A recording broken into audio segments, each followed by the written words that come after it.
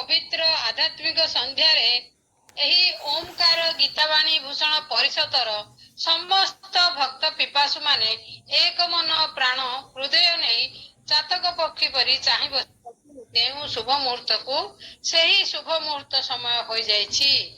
आज जो कथा व्यास आंब मान जीवन में परम लक्ष्य को आम हाथ में धराई दे नूतन दिग्दर्शन दे आलोकर पथ देखाइबे से आउ केही नुहंती आम समस्तंकर अति प्रिय स्नेहमयी ममतामयी करुणामयी कल्याणमयी दिव्यात्मा पुण्यात्मा तत्वविद शास्त्रविद वेदविद गुरुवंदनिया माताजी अरुंधती गुरु मांकर चरणार बिंदरे शून्य पथरे कर पुष्पांजलि देई धूप दीप द्वारा वंदापना करी जोड़ हस्तरे सप्तकोटि प्रणाम जनाई व्यास आसन रे कथा व्यास रूपे आसीन हेबा पई आमंत्रण करबा सहित अनुरोध करूची। पुनः प्रणाम जनाउची व्यास आसन रे आसित हेबे दिव्य वाणी प्रदान करिवे। जय जगन्नाथ। अरुंधती मांगु जय जगन्नाथ प्रणाम। माँ अबड़ा डाली भारी बढ़िया ए भजन टा गाई आपण। जय जगन्नाथ जय लोकनाथ। समस्त को रज पर्व रे शुभ अभिनंदन। ओम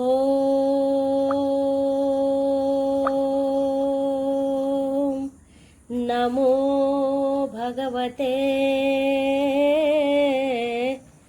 वासुदेवाय।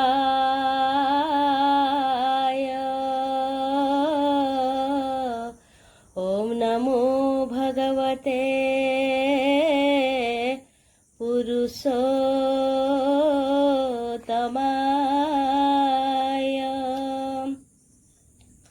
अखण्डमण्डलाकारं व्याप्तं येन चराचरं तत्पदं दर्शितं येन तस्मै श्री गुरवे नमः। शुक्लांबरधरं विष्णुं शशिवर्णं चतुर्भुजं प्रसन्नवदनं ध्याये सर्वविघ्नोपशान्तये।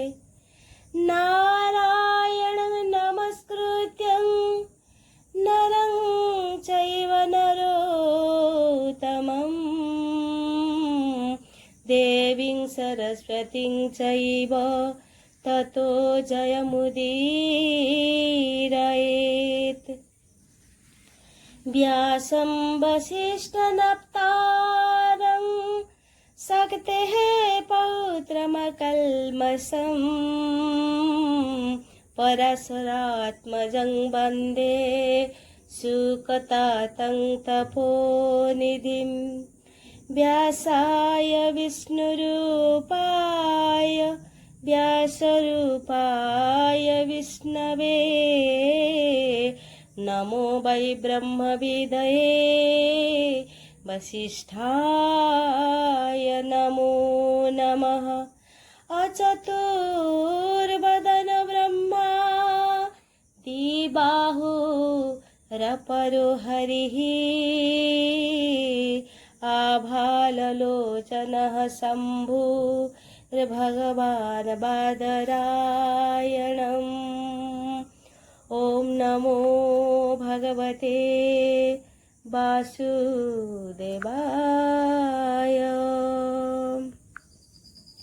ओमकार गीतावाणी भूषण परिषद आनुकूल्य रे शुभ संध्यार अधिवेशन रे नीलाद्री नायक अशरण शरण दारु ब्रह्मश्री जगन्नाथ महाप्रभु कालर काल महाकाल देवश्रेष्ठ महादेव अकर्म कर्मदायक शंकर भगवान लीला पुरुषोत्तम श्री कृष्ण भगवान मर्यादा पुरुषोत्तम प्रभु रघुनाथंकर चरणार बिंदरे मोर अनंत कोटि प्रणाम। उपस्थित होइथिबा ओमकार गीतावाणी भूषण परिषदर समस्त भक्त सज्जनकर श्री चरण वंदन करुछि। आज हेउछि पवित्र रज संक्रांति शुभ अवसर रे संध्याकालीन एई सत्संग रे जहाँकि आज मल मासर परिसमाप्ति एही शुभ अवसर रे ଭଗବତ କଥା କହିବାର ବାଣୀକୁ ପବିତ୍ର ଦେବାର ଯେଉଁ ଶୁଭ ଅବସରରେ ଆମେ ପଦାର୍ପଣ କରିଛେ, ଭଗବାନଙ୍କର ସେଇ ଦିବ୍ୟ ଅମୃତ କଥା କହିକି ବାଣୀକି ଆମେ ପବିତ୍ର କରୁଛେ, କର୍ଣ୍ଣକୁ ମଧ୍ୟ ପବିତ୍ର କରୁଛେ। ପ୍ରତ୍ୟେକ ଇନ୍ଦ୍ରିୟ ଭଗବତ ଅର୍ପିତ ହୋଇ ଯେତେବେଳେ ବିଭୁଙ୍କ ପାଇଁ ସମର୍ପିତ ହୁଏ, ସେତିକି ବେଳେ ଦଶାବତାରଙ୍କର ପ୍ରକଟ ହୁଏ। ଅର୍ଥାତ୍ ଜ୍ଞାନେନ୍ଦ୍ରିୟ 5, କର୍ମେନ୍ଦ୍ରିୟ 5। ପ୍ରତ୍ୟେକ ଜ୍ଞାନେନ୍ଦ୍ରିୟ କର୍ମେନ୍ଦ୍ରିୟର ଅଧିକାରୀ ହେଉଛନ୍ତି ଦଶାବତାର ସ୍ୱରୂପ ସ୍ୱୟଂ ଜଗନ୍ନାଥ ଦାରୁବ୍ରହ୍ମ, ଯିଏକି ନୀଳାଚଳରେ ବିରାଜମାନ କରିଛନ୍ତି। ତାଙ୍କର ଧାମ ହେଉଛି ପବିତ୍ର, ତାଙ୍କର ଦାଣ୍ଡ ବଡ଼ ଦାଣ୍ଡ, ତାଙ୍କର ଦେଉଳ ବଡ଼ ଦେଉଳ, ଠାକୁର ହେଉଛନ୍ତି ବଡ଼ ଠାକୁର। ତେଣୁ ତାଙ୍କ ପାଖରେ ସବୁକିଛି ବଢ଼ିଆ। ଜଗନ୍ନାଥଙ୍କୁ ଦର୍ଶନ କରିବା, ଆନନ୍ଦ ବଜାରରେ ଅଭଢ଼ା ପାଇବା, କଳ୍ପବଟ ମୂଳରେ ଡୋରି ବାନ୍ଧିବା ଏବଂ ଚତୁଃପାର୍ଶ୍ୱର ଦେବାଦେବୀଙ୍କୁ ଦର୍ଶନ କରି ଆନନ୍ଦରେ ଆନନ୍ଦରେ ବଢ଼ିଆ ହେଇଯିବା। ଆନନ୍ଦ ବଜାରେ ଅବଢ଼ା ଡାଲି ଭାରି ବଢ଼ିଆ, ବଡ଼ ଦାଣ୍ଡେ ତାର ଶରଧା ବାଲି ଭାରି ବଢ଼ିଆ। ଜଗମୋହନରେ ଗରୁଡ଼ ସ୍ତମ୍ଭ ଭାରି ବଢ଼ିଆ, ମନ୍ଦିର ଆଗରେ ଅରୁଣ ସ୍ତମ୍ଭ ଭାରି ବଢ଼ିଆ। ଭାରି ବଢ଼ିଆ, ଭାରି ବଢ଼ିଆ, ଭାରି ବଢ଼ିଆ, ବଡ଼ ଦାଣ୍ଡେ ତାର ଶରଧା ବାଲି ଭାରି ବଢ଼ିଆ। ଥରେ ଦେଖିଦେଲେ ଆଖି ଲାଖି ଯାଏ, କାଳିଆ ମୁହଁରେ ନାଲିଆ ହସ, ନାଲିଆ ହସରୁ ଝରି ପଡ଼େ ନୀତି ଚନ୍ଦନ ବାସକୁ ତୁଳସୀ ବାସ, ତୁଳସୀ ଧଣ୍ଡାକୁ ଟଙ୍କ ତୋରାଣୀ ଭାରି ବଢ଼ିଆ।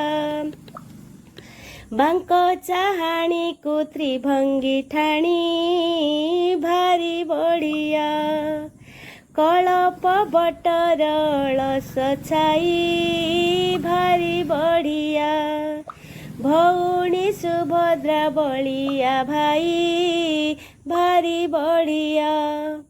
ଭାରି ବଢ଼ିଆ, ଭାରି ବଢ଼ିଆ, ଭାରି ବଢ଼ିଆ, ବଡ଼ ଦାଣ୍ଡେ ତାର ଶରଧା ବାଲି ଭାରି ବଢ଼ିଆ। କୋଟିଏ ମଣିଷ ଗୋଟିଏ ଦିଅ ସେ, କୋଟିଏ ତାରାରେ ଗୋଟିଏ ଜହ୍ନ। ପ୍ରଥମ ଦେଖାରେ ମନ କିଣି ନିଏ, କେଡ଼େ ସୁନ୍ଦର ତା ଚକା ନୟନ।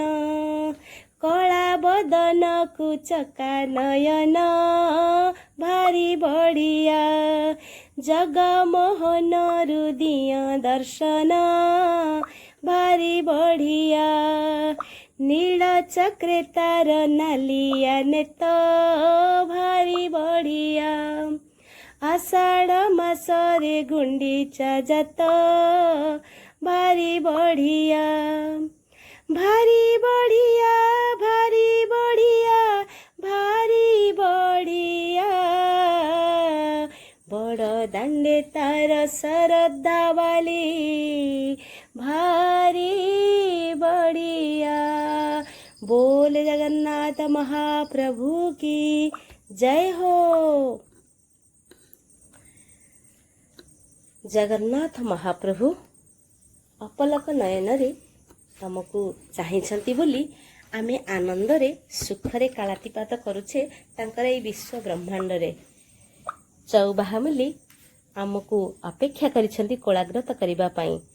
ହେଲେ ଆମେ କ'ଣ କରୁଛେ ସଂସାର ଜଞ୍ଜାଳରେ ଗୋଟେ ବେଡ଼ି ଭିତରେ ବାନ୍ଧି ହେଇଯାଇଛେ। ସେଇ ବେଡ଼ିର ବନ୍ଧନ ଏତେ ଟାଣ ହେଇଯାଇଛି ଯେ ସେଥିରୁ ମୁକୁଳିବା ଭାରି କଷ୍ଟସାଧ୍ୟ। ହେଲେ ସେ ସୁନ୍ଦର ସୂତ୍ରଟିଏ ଦେଇଛନ୍ତି। ସନ୍ଧ୍ୟା ସମୟରେ ଶ୍ରୀମଦ୍ ଭଗବତ ଗୀତାର ଅମୃତ ଶ୍ଲୋକର ଆଶ୍ରୟ ନେବା, ଭଗବତ କୃପାକୁ ଅନୁଭବ କରିବା, ତେବେ ଭକ୍ତିର ସୂତ୍ରରେ ସେଇ ଜଞ୍ଜିର ଖୋଲିଯିବ। ଏବଂ କେଉଁ ଜଞ୍ଜିରରେ ଆମେ ବାନ୍ଧି ହେବା ନା ଜଗନ୍ନାଥ ମହାପ୍ରଭୁଙ୍କର ସେଇ ଚତୁର୍ଭୁଜରେ ବାନ୍ଧି ହେଇଯିବା। ସେ ପ୍ରେମାଲିଙ୍ଗନ କରିବା ପାଇଁ ହାତକୁ ଅଧା ଅଧା କରିଛନ୍ତି। ଯଦି ସୀମିତ ହାତ ଥାନ୍ତା ତାହେଲେ ଆମେ କ'ଣ ଯେତେ ଭକ୍ତ ଅଛନ୍ତି ସମସ୍ତଙ୍କୁ ଧରି ପାରିଥାନ୍ତେ କି? ନାଇଁ, ସେ ସମସ୍ତଙ୍କୁ କୋଳାବ୍ରତ କରିବା ପାଇଁ ସବୁ ଅଧା ଅଧା ରଖିଛନ୍ତି। ସେଇ ଅଧା ଭିତରେ ଦିବ୍ୟତା, ପୂର୍ଣ୍ଣତା ପରିପୂର୍ଣ୍ଣ ରହିଛି। ଅପଲକ ନୟନରେ ଚାହିଁଛନ୍ତି। ସେ ଯଦି ଶୋଇଯିବେ ଜଗତ ଆଉ ରହିବ? ଆମର ଜୀବନ ରହିବ ତ? ପ୍ରତ୍ୟେକ ନିଶ୍ୱାସରେ ସିଏ, ପ୍ରତ୍ୟେକ ବିଶ୍ୱାସରେ ସିଏ, ପ୍ରତ୍ୟେକ ଶୟନରେ, ସ୍ୱପ୍ନରେ, ଜାଗରଣରେ ସିଏ ହିଁ ସିଏ। ତେଣୁ ତାଙ୍କର ପ୍ରତିଟି କୃପାବିନ୍ଦୁକୁ ଆଶ୍ରୟ କରି ଆମେ ଅମୃତର ବାରିକୁ ପାଇବା ପାଇଁ ଏହି ସୁନ୍ଦର ସଚେଷ୍ଟା ହେଇଛି। ଯେମିତିକି ସିଡ଼ି ମାଧ୍ୟମରେ ଆମେ ଚାଲି ଯାଉଛେ ଛାତ ଉପରକୁ, ଭକ୍ତିର ମାଧ୍ୟମରେ ଭଗବାନଙ୍କର ସେହି ପ୍ରେମମୟ ସ୍ୱରୂପକୁ ପ୍ରାପ୍ତ କରୁଛେ, ପବିତ୍ର ନାମ ଜପ କରୁଛେ ଏବଂ ତାଙ୍କର ରୂପକୁ ଦର୍ଶନ କରୁଛେ, ଦିବ୍ୟ ଧାମରେ ଅବଢ଼ାକୁ ସେବନ କରୁଛେ। ସେ ଭାବର ସମୁଦ୍ରରେ, ପ୍ରେମର ଲହରୀରେ ସମସ୍ତଙ୍କୁ ଆଲିଙ୍ଗନ କରନ୍ତି, ସମସ୍ତଙ୍କୁ ଅପେକ୍ଷା କରିଛନ୍ତି ଯେ ମୋ ସ୍ୱରୂପରୁ ତୁମେ ସୃଷ୍ଟି ହେଇଛ, ମୋ ସ୍ୱରୂପରେ ତୁମେ ମିଶିଯାଅ। ଅପେକ୍ଷା କରିଛ କାହାକୁ? ନା ସଂସାର ଥିଲା, ନା କିଛି ରହିବ। ମୁଁ ଥିଲି ଏବଂ ମୁଁ ତୁମ ପାଖରେ ସବୁବେଳେ ରହିଛି। এই ଜାଗ୍ରତ କରିବା ପାଇଁ এই ସୁନ୍ଦର ନୌକାକୁ ମୁଁ ପ୍ରେରଣ କରିଛି। ତେଣୁ ଭାବର ସମୁଦ୍ରରେ, ପ୍ରେମର ଲହରୀରେ, ଭକ୍ତିର ତରଙ୍ଗରେ ଆମେ ଭଗବତ ନାମକୁ ଆଶ୍ରୟ କରି ଚାଲିଯିବା ଭଗବତ ଧାମକୁ। ବାୟୁ ଯେପରି ଗନ୍ଧର ସ୍ଥାନରୁ ଗନ୍ଧକୁ ବୋହି ନେଇଯିଏ, ଗୋଟିଏ ସ୍ଥାନରୁ ଆଉ ଗୋଟିଏ ସ୍ଥାନକୁ। ଦୂରରେ ଫୁଟିଛି ମଲ୍ଲି ଫୁଲ, ଦୂରରେ ହୋଇଛି ସ୍ୱାଦିଷ୍ଟ ଆମ୍ବ, ତାର ପବନରେ ଯେତେବେଳେ ଆମ ପାଖକୁ ଆସିଯାଏ, ନାସିକା ମାଧ୍ୟମରେ ଆମେ ଆଘ୍ରାଣ କରୁ ତାର ସୁନ୍ଦର ଗନ୍ଧକୁ। ସେହିପରି ଦେହର ସ୍ୱାମୀ ଯିଏକି ଜୀବାତ୍ମା ରୂପରେ ଶରୀରରେ ବିରାଜମାନ କରିଛନ୍ତି, ସେ ଯେତେବେଳେ ଏଇ ପ୍ରାଣ ପବନକୁ ନେଇଯାଆନ୍ତି, ଚାଲିଯାଏ ଏଇ ଜୀବନ, ଏଇ ଶରୀର ହୋଇଯାଏ ଗୋଟିଏ ଶବ। ଏଇ ଶରୀର ସେତିକି ବେଳେ ଶିବ ହୁଏ, ସେତିକି ବେଳେ ଯେତିକିବେଳେ ଭଗବାନଙ୍କର ଐଶୀ କୃପା ଥାଏ। ନଚେତ ଏଇ ଜୀବ ତ ଶବ ସ୍ୱରୂପ ହୋଇଥାଏ। ଯେଉଁ ଇକାର ରହିଛି ସେ ହେଉଛି ଶକ୍ତି ସ୍ୱରୂପ, ସେ ହେଉଛି ଜୀବନ ସ୍ୱରୂପ। ତେଣୁ ଶବ ହେବା ପୂର୍ବରୁ ଶିବଙ୍କୁ ଧାରଣ କରିବା। ସେଥିରେ ମନ କ'ଣ ହୁଏ ନା ଇନ୍ଦ୍ରିୟମାନଙ୍କୁ ଗ୍ରହଣ କରେ, ସେଥିରେ ପ୍ରାପ୍ତ ହୁଏ ଆଉ ଗୋଟେ ଦିବ୍ୟ ଶରୀର। ତେଣୁ ପ୍ରତ୍ୟେକ ଇନ୍ଦ୍ରିୟର ମାଲିକ ହେଉଛି ମନ। ମନର ଅଧୀନରେ ଆମେ ନ ରହି ମନକୁ ଆମର ଦାସୀ କରିଦେବା। କେମିତି କରିବା? ଯେ ପ୍ରଭୁଙ୍କ ପାଇଁ ତୁ ପାଦ କେବଳ ଏ ସ୍ଥାନରୁ ସେ ସ୍ଥାନକୁ ଯାଇପାରିବୁ, ଏଇ ହାତ ମାଧ୍ୟମରେ ମୁଁ ପ୍ରଭୁଙ୍କର କାମ ହିଁ କରିବି, ଏଇ ମୁଖ ମାଧ୍ୟମରେ ପ୍ରଭୁଙ୍କର କଥା କହିବି। ତେବେ କ'ଣ ସଂସାର ଚକ୍ର ବାଟରେ ଥକିଯିବ କି? ନାଇଁ, ସଂସାରରେ ଥାଇକି ଆମେ ମଧ୍ୟ ଭଗବତ ଯେଉଁ କର୍ମ କରୁଛେ କେବଳ ବିଭୁଙ୍କୁ ସମର୍ପଣ। କର୍ମ ସେତିକି ବେଳେ ଯୋଗଯୁକ୍ତ ହୁଏ ଯେତେବେଳେ ଆମେ ଭଗବାନଙ୍କୁ ସମର୍ପଣ କରିଥାଉ, ତାହା ହେବ କର୍ମଯୋଗ। ଜ୍ଞାନକୁ ଭଗବାନଙ୍କ ନିକଟରେ ସମର୍ପଣ କରିବା, ତାହା ହେଇଯିବ ଜ୍ଞାନ ଯୋଗ। ଏବଂ ଜ୍ଞାନର ଭକ୍ତିର ସମ୍ମିଶ୍ରଣ ହେଲେ ବୈରାଗ୍ୟ ଆସିଯିବ ସଂସାରରେ। ଆମେ ସଂସାରରେ ରହିବା, ସଂସାର ଆମ ପାଖରେ ରହିବ, ସଂସାର ଆମ ଅଧୀନରେ ରହିବ। ଆମେ ସଂସାରର ଅଧୀନ ହେଇଗଲେ ଆମକୁ ସବୁ ଜଞ୍ଜାଳ ଲାଗେ, ଦୁଃଖ ଲାଗେ, ଶୋକ, ଜରା, ବ୍ୟାଧି ସବୁ ମାଡ଼ି ଆସେ। ତେଣୁ ଜୀବାତ୍ମା କ'ଣ କରେ? କର୍ଣ୍ଣ ମାଧ୍ୟମରେ, ଚକ୍ଷୁ ମାଧ୍ୟମରେ, ଚର୍ମ ମାଧ୍ୟମରେ, ଜିହ୍ୱା ମାଧ୍ୟମରେ, ନାସା ମାଧ୍ୟମରେ ମନକୁ ଆଶ୍ରୟ କରେ। ଏହିସବୁ ସାହାଯ୍ୟ ନେଇକି ସେ ବିଷୟମାନଙ୍କୁ ସେବନ କରେ। ତାପରେ ଶରୀର ଛାଡ଼ି ଚାଲିକି ପଡ଼ିଲା, ଶରୀରରେ ରହିଲା, ପୁଣି ବିଷୟକୁ ଭୋଗ କଲା, ତିନି ଗୁଣରେ ବାନ୍ଧି ହେଲା, ସତ୍ୱ, ରଜ, ତମ। ତିନି ଗୁଣରେ ଯେତେବେଳେ ଯୁକ୍ତ ହେଇଗଲା ପ୍ରକୃତି ତାର ସ୍ୱରୂପକୁ ଜାଣିପାରିଲାନି। ସେତିକି ବେଳେ କ'ଣ ହେଲା ନା ଅଜ୍ଞାନରେ ବାନ୍ଧି ହେଇଗଲା। କିନ୍ତୁ ସିଏ ଯେତେବେଳେ ନିଜ ସ୍ୱରୂପକୁ ଅନୁଭବ କରିପାରିଲା, ଜାଣିପାରିଲା, ସେତିକି ବେଳେ ତାର ଜ୍ଞାନ ପ୍ରାପ୍ତ ହେଲା। ଏଇ ଜ୍ଞାନ ଚକ୍ଷୁ ଦ୍ୱାରା ବିବେକଶୀଳ ଏଇ ଜ୍ଞାନୀମାନେ ଏହାକୁ ଜାଣିପାରନ୍ତି। ଯଦି ଚୋର ଆସୁଛି ଅନ୍ଧାର ଭିତରେ ପ୍ରବେଶ କରୁଛି, ଯଦି ଜଣେ ଜାଗ୍ରତ ଅଛି ଚୋର ଭୟରେ ପଳେଇବ। ଠିକ୍ ସେହିପରି ଆମେ ଜାଣିପାରୁଛେ ଆମର ଅପଗୁଣ ଗୋଟେ ଜାଗ୍ରତ ହେଉଛି। ଆମେ ସେତିକି ବେଳେ ସେ ଅପଗୁଣକୁ ସେଇଠାରେ କାଟିଦେବା। କେମିତି କାଟିବା ନା ଜ୍ଞାନ ଖଡ୍ଗ ଦ୍ୱାରା। ସେ ଜ୍ଞାନ ଖଡ୍ଗକୁ କିପରି କାଟିବା? ଯଦି ଆମେ ଜାଗ୍ରତ ଥିବା। ଯଦି ମୋହ ନିଦ୍ରାରେ ଅଜ୍ଞାନ ନିଦ୍ରାରେ ଶୟନ କରିଛେ ତେବେ ଜ୍ଞାନ ଖଡ୍ଗକୁ ପାଇବା କିପରି? ଆମେ ଅଜ୍ଞାନତାକୁ ଦୂରେଇବା କିପରି? ତେଣୁ ଆମକୁ ସବୁବେଳେ ସତର୍କ ରହିବାକୁ ପଡ଼ିବ, ସଂଯମଶୀଳ ହେବାକୁ ପଡ଼ିବ, ସଚୋଟ ହେବାକୁ ପଡ଼ିବ, ସଠିକ ରାସ୍ତାରେ ଯିବାକୁ ପଡ଼ିବ, ସତ୍ ଚିନ୍ତନରେ ଯିବାକୁ ପଡ଼ିବ, ସତ୍ ବ୍ୟବହାର କରିବାକୁ ପଡ଼ିବ। ତେବେ ଆମେ ନିଶ୍ଚିନ୍ତ ସତ୍ୟ ସଂକଳ୍ପ ସ୍ୱରୂପ ପରମାତ୍ମାଙ୍କର ସାନ୍ନିଧ୍ୟକୁ ଲାଭ କରିପାରିବା। ତ ଯେତେବେଳେ ଆମେ ଦୀପଟିଏ ଲଗାଇବା ପାଇଁ ଚେଷ୍ଟା କରୁଛେ, ଚାରିଆଡ଼ୁ ଯଦି ପବନ ଅବାରିତ ଭାବରେ ଆସୁଛି ଦୀପଟି ଲିଭିଯିବାର ଶଙ୍କା ଅଛି। କିନ୍ତୁ ଚତୁଃପାର୍ଶ୍ୱରୁ ଆମେ ଯଦି ଗୋଟିଏ ଆବରଣ ଦେଉଛେ, ଦୀପର ଶିଖା ସରଳ ଭାବରେ ସ୍ଥିର ଭାବରେ ଚତୁର୍ଦିଗକୁ ଅନ୍ଧକାରକୁ ଦୂରୀଭୂତ କରି ଆଲୋକ ପ୍ରଦାନ କରିବ। ଠିକ୍ ସେହିପରି ଆମକୁ ଜାଗ୍ରତ ହେବାକୁ ପଡ଼େ। ଏଇ ପଞ୍ଚଦଶ ଅଧ୍ୟାୟ ଏତେ ସୁନ୍ଦର, ଏଇ ଶରୀର ତତ୍ତ୍ୱକୁ ଆତ୍ମତତ୍ତ୍ୱକୁ ନେବା ପାଇଁ ଏଇଟା ହେଉଛି ଭଗବାନଙ୍କର ହୃଦୟ। ଏଇ ହୃଦୟ ପଦ୍ମ ଭିତରେ ସେଇ ଅଧ୍ୟାୟଟାର ସୁନ୍ଦର ବର୍ଣ୍ଣନା କରିଛନ୍ତି। ପ୍ରତ୍ୟେକ ଶ୍ଲୋକର ପ୍ୟାରା ପ୍ୟାରା ମନ୍ତ୍ରକୁ ଆମେ ଆଧାର କରିଛେ। ତେଣୁ ଯତ୍ନ କରୁଥିବା ଯୋଗୀମାନେ ମଧ୍ୟ ନିଜ ହୃଦୟରେ ଏଇ ଆତ୍ମାକୁ ଅନୁଭବ କରନ୍ତି। ଯେମିତିକି ଆମେ ଦୀପ ଶିଖା ପାଇଁ ଚତୁଃପାର୍ଶ୍ୱ ଆବରଣ କରିଦେଲେ ଦୀପ ସ୍ଥିର ହୋଇଯାଏ। ଠିକ୍ ସେହିପରି ପ୍ରତ୍ୟେକ ଇନ୍ଦ୍ରିୟକୁ ଅନ୍ତର୍ମୁଖୀ କରି, ମନକୁ ବିବେକଯୁକ୍ତ କରି, ବୁଦ୍ଧି ମାଧ୍ୟମରେ ବାନ୍ଧି ବାହାର ଚକ୍ଷୁକୁ ଭିତର ଚକ୍ଷୁରେ ପ୍ରବେଶ କରି ଯେତେବେଳେ ଶୁଦ୍ଧ କରିଦିଅନ୍ତି, ସେତିକିବେଳେ କ'ଣ ହୁଏ ନା ଆତ୍ମା ଅଭିମୁଖୀ ହୁଅନ୍ତି। କିନ୍ତୁ ଯଦି ଆମେ ଶୁଦ୍ଧ କରିପାରୁନେ, ଅଜ୍ଞାନତାର ଆବରଣରେ ଯତ୍ନ କରିପାରୁନେ, ଆତ୍ମାକୁ ଚିହ୍ନି ପାରିବାନି। କେବଳ ଶରୀର ହିଁ ଆମକୁ ଦେଖାଯିବ। ଆଉ ପ୍ରତ୍ୟେକ ଇନ୍ଦ୍ରିୟ ଏତେ ବଳବତ୍ତର ଯେ ବାହାର ସୂକ୍ଷ୍ମ ଜଗତକୁ ସେ ଅନୁଭବ କରେନି, କେବଳ ସ୍ଥୂଳ ଭୌତିକ ଜଗତ ଦେଖାଯାଏ। ଯେମିତି ଅନୁଭବ କରିବା ପାଇଁ ଆଖି ତ ଦେଖିପାରେ, ଆଖି କହିପାରେନି। ପାଟି ତ କହିପାରେ, ପାଟି କିନ୍ତୁ ଦେଖିପାରେନି। କାନ ଶୁଣିପାରେ, ତାକୁ କହିପାରେନି। ପ୍ରତ୍ୟେକ ଇନ୍ଦ୍ରିୟ ତାର ବିପରୀତ କର୍ମକୁ ଜାଣିପାରେ, ତାକୁ ଅନୁଭବ କରିପାରେ। ହେଲେ ଭଗବାନଙ୍କର ସୃଷ୍ଟି କେତେ ସୁନ୍ଦର, କେତେ ବିଚିତ୍ର, କେତେ ଆଶ୍ଚର୍ଯ୍ୟଜନକ। ତେଣୁ ପ୍ରତ୍ୟେକ ଇନ୍ଦ୍ରିୟରେ କେବଳ ଇନ୍ଦ୍ରିୟ ଗ୍ରାହ୍ୟ ଅଜ୍ଞାନ ଜନିତ ଦୋଷକୁ ଦୁର୍ବଳକୁ କାଟିବା ପାଇଁ ଜ୍ଞାନର ଅଞ୍ଜନ ଲଗେଇବାକୁ ପଡ଼େ। ସେଇ ଅଞ୍ଜନ କିଏ ଲଗେଇ ଦିଅନ୍ତି ନା ଗୁରୁ। ଗୁରୁ ହେଉଛନ୍ତି କର୍ଣ୍ଣଧାର। ସିଏ ଚାହିଁଲେ ଏଇ ଭବସାଗରରୁ ଉଦ୍ଧାର କରିପାରିବେ। ସୂର୍ଯ୍ୟଙ୍କ ଠାରେ ଯେଉଁ ତେଜ ଅଛି ତାହା ଜଗତକୁ ପ୍ରକାଶିତ କରୁଛି। ଆଉ ଚନ୍ଦ୍ରମାରେ ଯେଉଁ ତେଜ ଅଛି, ଅଗ୍ନିରେ ଯେଉଁ ତେଜ ଅଛି, ସବୁ ହେଉଛି ଭଗବାନଙ୍କର ସ୍ୱରୂପ। ଯଦି ଭଗବାନଙ୍କର ସତ୍ତା ନାହିଁ, ଚନ୍ଦ୍ର, ସୂର୍ଯ୍ୟ, ଅଗ୍ନି ଏମାନଙ୍କର ସତ୍ତା କିଛି ନାହିଁ। କାହିଁକି ନା ଭଗବାନଙ୍କର ଜ୍ୟୋତିରେ, ଭଗବାନଙ୍କର ସାନ୍ନିଧ୍ୟରେ ଏମାନେ ହେଇଥାନ୍ତି। ଯେପରିକି ଆମେ ସ୍ଥୂଳ ଜଗତରେ ସୂର୍ଯ୍ୟ ଭଗବାନଙ୍କୁ ସ୍ୱୟଂ ଦର୍ଶନ କରିପାରୁଛେ। ଯଦି ଜଣେ ଚକ୍ଷୁହୀନ ବ୍ୟକ୍ତି ସୂର୍ଯ୍ୟ ଭଗବାନଙ୍କୁ ଦେଖିପାରେନି, ତାହେଲେ କ'ଣ ସେ ଅନୁଭବ କରିପାରେନି? ସେ କରିପାରେ। ନାସିକା ମାଧ୍ୟମରେ ତାର ସୂର୍ଯ୍ୟ କିରଣର ବାସ୍ନାକୁ ସେ ବାରିପାରେ। ଚର୍ମ ମାଧ୍ୟମରେ ଉତ୍ତାପ ବା ଶୀତଳତାକୁ ଅନୁଭବ କରିପାରେ। ଆମେ ଠିକ୍ ଚକ୍ଷୁହୀନ ପୁରୁଷ ଭଳି ଆମେ ଯଦି ଜ୍ଞାନର ଅଭାବରେ ଅଜ୍ଞାନତାରେ ଥିବା, ଠିକ୍ ସେହିପରି ଦେଖିପାରିବାନି। ଆମ ଆଖି ଥିବ କିନ୍ତୁ ଜ୍ଞାନ ନଥିବ। ତେବେ କ'ଣ ହେଉଛି ନା ଅଜ୍ଞାନତାର ଚକ୍ଷୁରେ ତାକୁ ଆମେ ଅନୁଭବ କରିପାରିବା ନାହିଁ।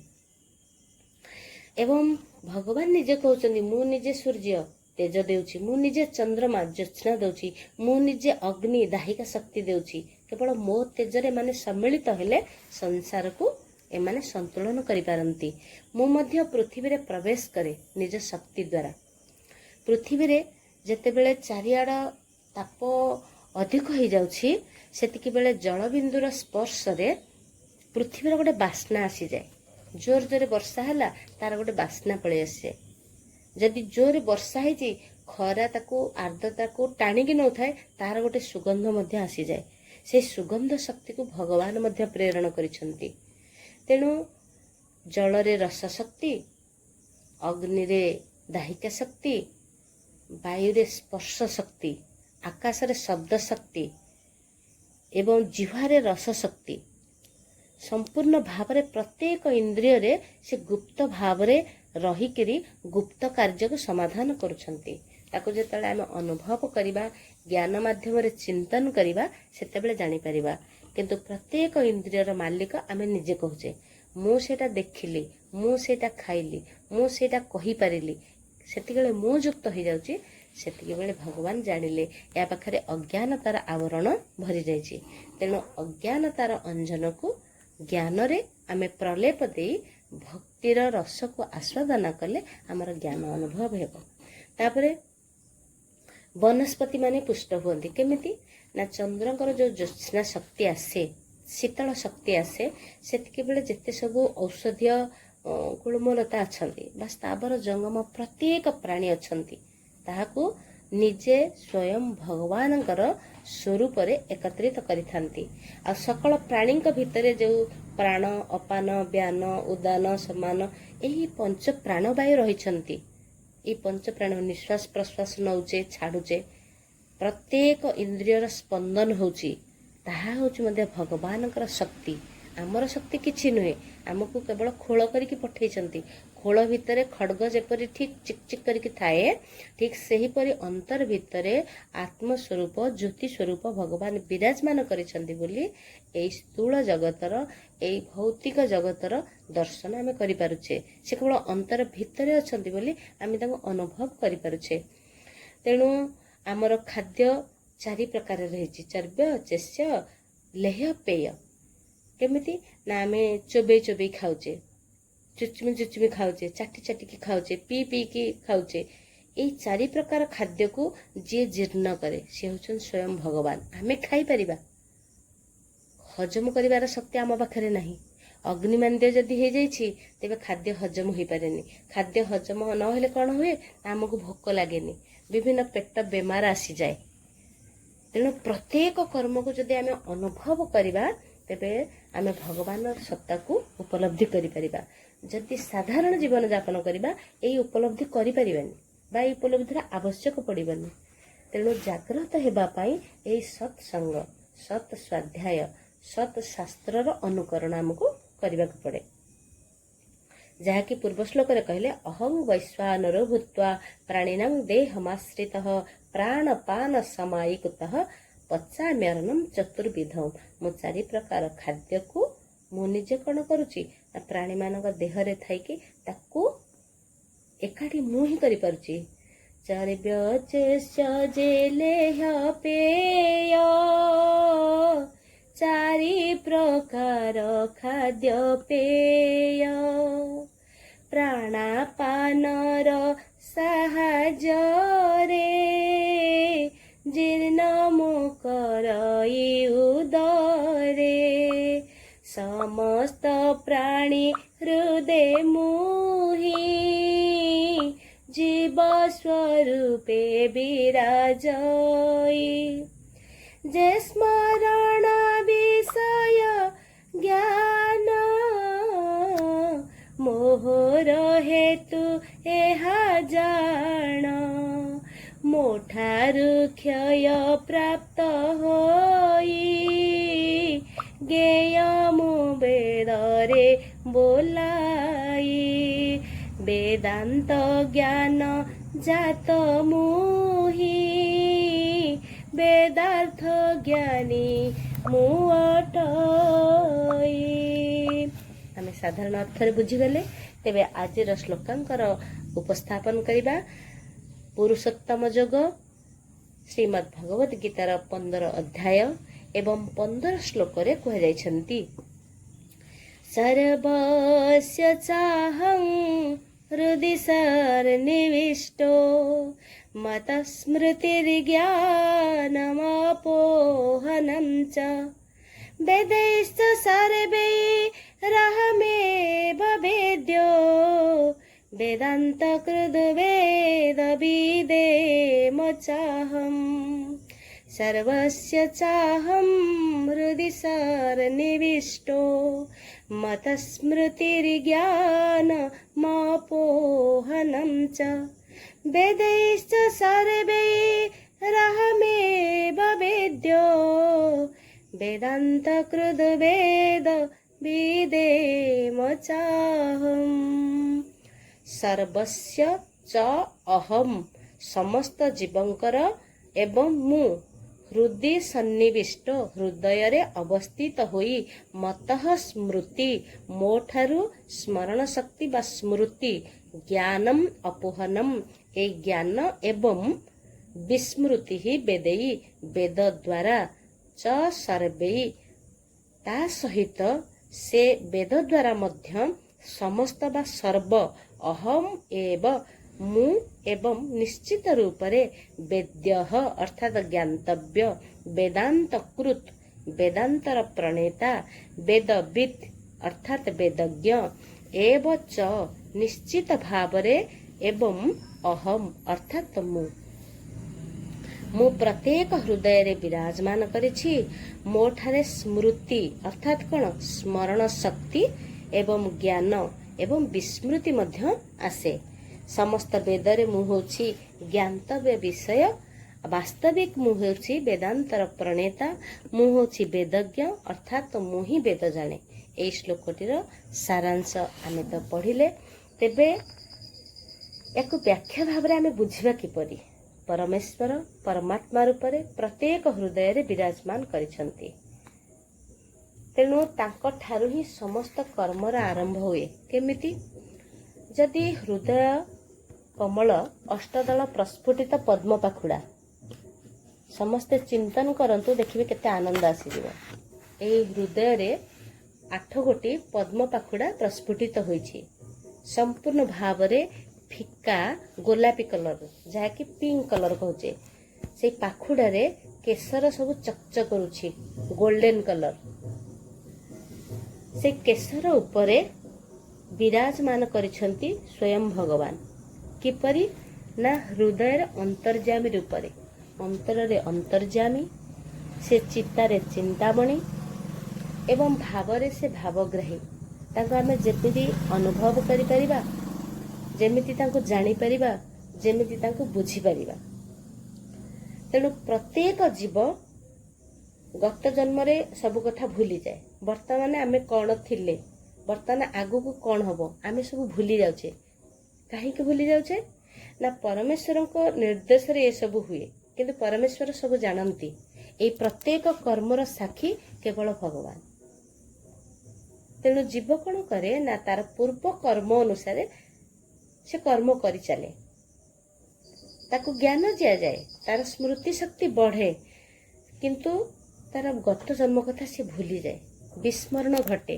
किंतु भगवान जुग जुगर साथी जन्म जन्मर साथी प्रत्येक मुहूर्त रे प्रत्येक जीव पाखरे से थिले अछंती आगको मध्य रहिबे तेणु भगवान केवल सर्वव्यापक एतिकी नुहे से प्रत्येक हृदय रे अछंती प्रत्येक घटरे रहिचंती जीव को तार कर्मफल को प्रदान मध्य करंती जेतेबेले से हृदय रे परमात्मा रूपरे बा परम पुरुष रूपरे बा जीवर भितरे शिव स्वरूपरे बा प्रत्येक मनुष्य भितरे माधव रूपरे बा प्रत्येक जनता भितरे जनार्दन रूपरे विराजमान करंती सेतिकी बेले तांकर स्वरूप को आमे जेपरि उपलब्धि करि परिबा किपरि आमे उपलब्धि करिबा आमर एई हिंदू सनातन धर्म भितरे विभिन्न रूपरे भगवान को आमे भिन्न भिन्न भावुचे किंतु भगवान एक ही परंती सी जगन्नाथ सी राम सी कृष्ण सी शिव सी काली सी संपूर्ण रूप ही विराजमान करछंती तांको जे जो रूपरे अनुभव करिवो से अष्टदल प्रस्फुटित पाखुड़ा उपरे भगवानकर जीवंत रूप को अनुभव करि परिवो ଭଗବାନ କୃଷ୍ଣଙ୍କର ଯେଉଁ ଅମୃତମୟ ଲାସ୍ୟମୟ ତାଙ୍କର ଯେଉଁ ସୁନ୍ଦର ବେଶକୁ ଯଦି ଆମେ ଅନୁଭବ କରିବା ସେହି ପଦ୍ମ ପାଖୁଡ଼ା ଉପରେ ଆମେ ତାଙ୍କୁ ଦର୍ଶନ କରିପାରିବା। ଛନ୍ଦା ପୟରରେ ଛନ୍ଦି ଯାଇଛନ୍ତି, ହସ୍ତରେ ମୁରଲି ବାଦନ କରୁଛନ୍ତି, ମୁଖରେ ଚୁମ୍ବନ ଦେଇଛନ୍ତି, ମୁରଲିକୁ ବାଦନ କରୁଛନ୍ତି। ଶ୍ୟାମଳ ସୁନ୍ଦର ଜ୍ୟୋତି ସ୍ୱରୂପ ମୁଖମଣ୍ଡଳ, ହସ ହସ ମୁଖମଣ୍ଡଳ, ମସ୍ତକରେ ସୁନ୍ଦର କୁଚକୁଚିଆ କେଶ ବନ୍ଧନ ହୋଇଛନ୍ତି ଏବଂ ମୟୂରର ପୁଚ୍ଛ ଲଗେଇଛନ୍ତି, ପାଟ ପୀତାମ୍ବରୀ ପିନ୍ଧିଛନ୍ତି। ତାଙ୍କର ସୁନ୍ଦର ମୁଖରେ ଆମର ମୁଖ ପଡ଼ିଯାଉଛି, ସେ ହସି ଦେଉଛନ୍ତି, ଆମକୁ ଆକର୍ଷଣ କରିଦେଉଛନ୍ତି। ତାଙ୍କର ଏଇ ଜୀବନ୍ତ ରୂପକୁ ଆମେ ଯେତେବେଳେ ଦର୍ଶନ କରିବା ହୃଦୟ ପଦ୍ମରେ, ସେତେବେଳେ ଆମକୁ ଆନନ୍ଦ ଅନୁଭବ ହେବ, ଶରୀର ରୋମାଞ୍ଚ ହୋଇଯିବ, ଆଖିରୁ ଆନନ୍ଦାଶ୍ରୁ ବହିଯିବ, ଶରୀର କୋହ ସୃଷ୍ଟି ହୋଇଯିବ। ସେତିକିବେଳେ ଆଉ ନାଁ ମନେ ପଡ଼ିବ, ମୋର ନାଁ କ'ଣ, ମୋର ଗାଁ କ'ଣ, ମୋର କେଉଁ ଗ୍ରୁପରେ କ'ଣ କହିବାର ଅଛି, ମୁଁ କେଉଁ ଶ୍ଲୋକ ଶୁଣିବାର ଅଛି, ଏଗୁଡ଼ା କିଛି ମନେ ପଡ଼ିବନି। କେବଳ ଆନନ୍ଦ ହିଁ ଆନନ୍ଦ ସ୍ୱରୂପ ତାଙ୍କର ସେୟା, ସଚିତ୍ ଆନନ୍ଦ। ସେ ଥିଲେ, ଅଛନ୍ତି, ରହିଥିବେ। ସେ କେବଳ ଜ୍ଞାନ ସ୍ୱରୂପ, ସେ କେବଳ ସୁଖ ସ୍ୱରୂପ, ସେ କେବଳ ଶାନ୍ତି ସ୍ୱରୂପ। ତେଣୁ ପ୍ରତ୍ୟେକ ଏଇ ଜୀବ ରୂପରେ ସେ ନିଜେ ଜୀବନ ସ୍ୱରୂପ ଆଧାର ସ୍ୱରୂପ ଅଛନ୍ତି। ସମସ୍ତ ବେଦର ରୂପରେ ଯେମିତି ବେଦ ରୂପକୁ ସେ ଧାରଣ କରିଛନ୍ତି, ପ୍ରତ୍ୟେକ ବେଦରେ ସେ ଜ୍ଞାନ ରୂପରେ ଉଦ୍ଭାସିତ ହୋଇଛନ୍ତି। କେବଳ ଭକ୍ତି ମାର୍ଗରେ ଭଗବାନଙ୍କ ରୂପକୁ ଦର୍ଶନ କରିଦେଲେ, ନାମକୁ ଜପ କରିଦେଲେ ତାହା ମିଳିଯାଏନି, ତାଙ୍କୁ ଜ୍ଞାନରେ ମଧ୍ୟ ଅନୁଭବ କରିବାକୁ ପଡ଼େ। ତେଣୁ କେଉଁ ମାର୍ଗରେ ଆମେ ଯାଇପାରିବା, ସେ ମାର୍ଗର ପ୍ରଦର୍ଶନ ଏଇ ଗୀତା ମାଙ୍କର ଆଶ୍ରୟରେ ଆମେ ପାଇପାରିବା। ଆମର ମାର୍ଗ ଯଦି ଗୃହ ଅଭିମୁଖୀ ହୋଇଥାଏ, ଆମର ହାତ ବଢ଼େଇ ସେ ନେଇ ଚାଲିଯାଆନ୍ତି। ଯଦି ଗୃହଠାରୁ ଆମେ ଆଉ ବିପରୀତ ମାର୍ଗକୁ ଯିବା, ଆମର ବିପରୀତ ଜ୍ଞାନ ବା ଅଜ୍ଞାନ ସୃଷ୍ଟି ହେଲା, ଆମେ ଜ୍ଞାନଠାରୁ 2 ପାଦ ପଛକୁ ଆସିଗଲେ। ତେଣୁ ସ୍ୱୟଂ ଶ୍ରୀକୃଷ୍ଣ ଭଗବାନ ବ୍ୟାସଦେବଙ୍କ ଅବତାରରେ ଏହି ବେଦାନ୍ତ ସୂତ୍ରର ମଧ୍ୟ ପ୍ରଣେତା ଅଟନ୍ତି। ତେଣୁ ଏହି ବେଦାନ୍ତ ସୂତ୍ରର ପ୍ରକୃତ ଜ୍ଞାନକୁ ପ୍ରଦାନ କରିଛନ୍ତି। ବଦ୍ଧ ଜୀବମାନେ ମୁକ୍ତି ନିମିତ୍ତ ଭଗବାନଙ୍କର ଏହି ପରିପୂର୍ଣ୍ଣ ହେଇଥାନ୍ତି, କିନ୍ତୁ ଜୀବକୁ ସେ ଖାଦ୍ୟ ଯୋଗାନ୍ତି ଏବଂ ଖାଦ୍ୟକୁ ମଧ୍ୟ ସେ ଜୀର୍ଣ୍ଣ କରାନ୍ତି। ପ୍ରତ୍ୟେକ ପଦାର୍ଥକୁ ଆମେ ତିଆରି କଲେ, ଭଗବାନ ଦେଇଦେଲେ ଏଇ ମାଟି, ପାଣି, ପବନ ସବୁକିଛି ଯୋଗାଇ ଦେଲେ। ଆମେ ତାକୁ କ'ଣ କଲେ ନା ଉର୍ବର ଜମି ଚାଷ କରିଦେଲେ, ସେଥିରେ ବୀଜ ବପନ କଲେ, ଜଳ ଦାନ କଲେ, ତାର ଦାୟିତ୍ୱ ନେଲେ, ସେ ମଧ୍ୟ ବୃଦ୍ଧି ହେଲା, ଗଛଟିଏ ହେଲା, ପତ୍ର ହେଲା, ଫୁଲ ହେଲା, ଫଳ ହେଲା। ଆମେ ଦାୟିତ୍ୱ ନେଲେ କେବଳ ଗୋଟିଏ ମାଳି ହିସାବରେ, ସେବକ ହିସାବରେ, କିନ୍ତୁ ସିଏ ହିଁ ଏଇ ବାଟଟାକୁ ଆମକୁ ବତେଇଛନ୍ତି। ଏଇ ବାଟଟାକୁ କେବଳ ଜାଣିବା ପାଇଁ ଏଇ ବେଦାନ୍ତର ଆଶ୍ରୟ ନେବାକୁ ପଡ଼େ। ଯେଉଁ ବେଦାନ୍ତର ଆଶ୍ରୟରେ ଆମର ଜ୍ଞାନର ସ୍ଫୁରଣ ହୁଏ, এই ଜ୍ଞାନର ସ୍ଫୁରଣରେ ଭକ୍ତିର ଦ୍ୱାର ଉନ୍ମୁକ୍ତ ହୋଇଯାଏ ଏବଂ ଭଗବାନଙ୍କର ସାନ୍ନିଧ୍ୟ ଆମେ ଲାଭ କରୁ। ଆଉ ମଧ୍ୟ କ'ଣ ହୁଏ ନା ଜୀବର କର୍ମମାନଙ୍କର ସାକ୍ଷୀ ମଧ୍ୟ ସିଏ ଅଟନ୍ତି। ମୁଁ କ'ଣ କରୁଛି, ମୁଁ କ'ଣ ଭାବୁଛି, ମୁଁ କ'ଣ କୁଆଡ଼େ ଯାଉଛି, ପ୍ରତ୍ୟେକ କ୍ଷଣରେ ଯଦି ସାକ୍ଷୀ ସ୍ୱରୂପରେ କିଏ ଥାଆନ୍ତି, ସେ ହେଉଛନ୍ତି ସ୍ୱୟଂ ଭଗବାନ। ଆମେ ପ୍ରତ୍ୟେକ କର୍ମ ଲୁଚିକି କଲେ ମଧ୍ୟ ତାହା ଭଗବାନଙ୍କର ଜ୍ଞାତବ୍ୟ ହୋଇଥାଏ। ପଞ୍ଚୁପାଣ୍ଡବ ବସିଛନ୍ତି ଶିବିରରେ, କୃଷ୍ଣ ଭଗବାନ ଆସିକି ପହଞ୍ଚିଗଲେ। ପଚାରିଲେ, ମୁଁ ଗୋଟିଏ କଥା ଚିନ୍ତା କରୁଛି। ଯୁଧିଷ୍ଠିର ମହାରାଜ କହିଲେ, କ'ଣ ପ୍ରଭୁ ଚିନ୍ତା କରୁଛନ୍ତି? ଭ୍ରାତା ଆପଣଙ୍କର କ'ଣ ରହିଛି, ଜିଜ୍ଞାସା କ'ଣ ରହିଛି? ସେ କହିଲେ କି, ମୁଁ ଗୋଟିଏ ଶୁଆ ପକ୍ଷୀ ଦେଉଛି, ତୁମେ 5 ଜଣ 5 ଦିଗରେ ଯାଅ, କେହି କାହା ସହିତ ଦେଖା ହେବନି, କଥା ହେବନି, କୋଉଠିକି ଯିବ କିଛି ଜାଣିବା ଦରକାର ନାହିଁ। ତମେ ଏଇ ପକ୍ଷୀଟିକି ନେଇକି ମାରିକି ଆସିବ, ଯେମିତି କେହି ଦେଖୁନଥିବେ। 4 ଜଣ 4 ଦିଗକୁ ଗଲେ। କିଛି ସମୟ ପାଇଁ ଧୀର ସ୍ଥିର ଭାବରେ ବସି ପଡ଼ିଲେ ଅର୍ଜୁନ। ସମସ୍ତେ ଚାଲିଗଲେ। 4 ଦିଗରେ ଯାଇକି 4 ଜଣ ଯାକ ମାରିକିରି ପଳେଇ ଆସିଲେ। ଅର୍ଜୁନ ଧୀର ସ୍ଥିର ଭାବରେ ଯୋଉଠିକି ଗଲେ ଦେଖିଲେ ମଳୟ ପବନ ବହୁଛି, ଦେଖିଲେ ଚାରିଆଡ଼େ ସୂର୍ଯ୍ୟଙ୍କର ଉତ୍ତାପ ରଶ୍ମି ବହିଯାଉଛି, ଚାରିଆଡ଼େ ଦେଖିଲେ ଜଳ ପ୍ରବାହିତ, ପୃଥିବୀ ମାତା ଜାଗ୍ରତ ହେଇଛି। ଚାରିଆଡ଼େ ସେ ଦେଖୁଛନ୍ତି, ଆରେ ମୋତେ ତ ସମସ୍ତେ ଦେଖୁଛନ୍ତି, ମୁଁ କୋଉଠି ମାରିବି, କେମିତି ମାରିବି? ସେ ଇତସ୍ତତ ହେଇଯାଉଛନ୍ତି। ଜୀବର ପ୍ରକୃତି ହେଉଛି ତାହା। ପ୍ରତ୍ୟେକ ସମୟରେ ଦ୍ୱନ୍ଦ୍ୱ ସମସ୍ୟା ଧରିକି ସେ ସୃଷ୍ଟି ହେଇଛି। ଜୀବ ସ୍ୱରୂପ ସ୍ୱୟଂ ଅର୍ଜୁନ।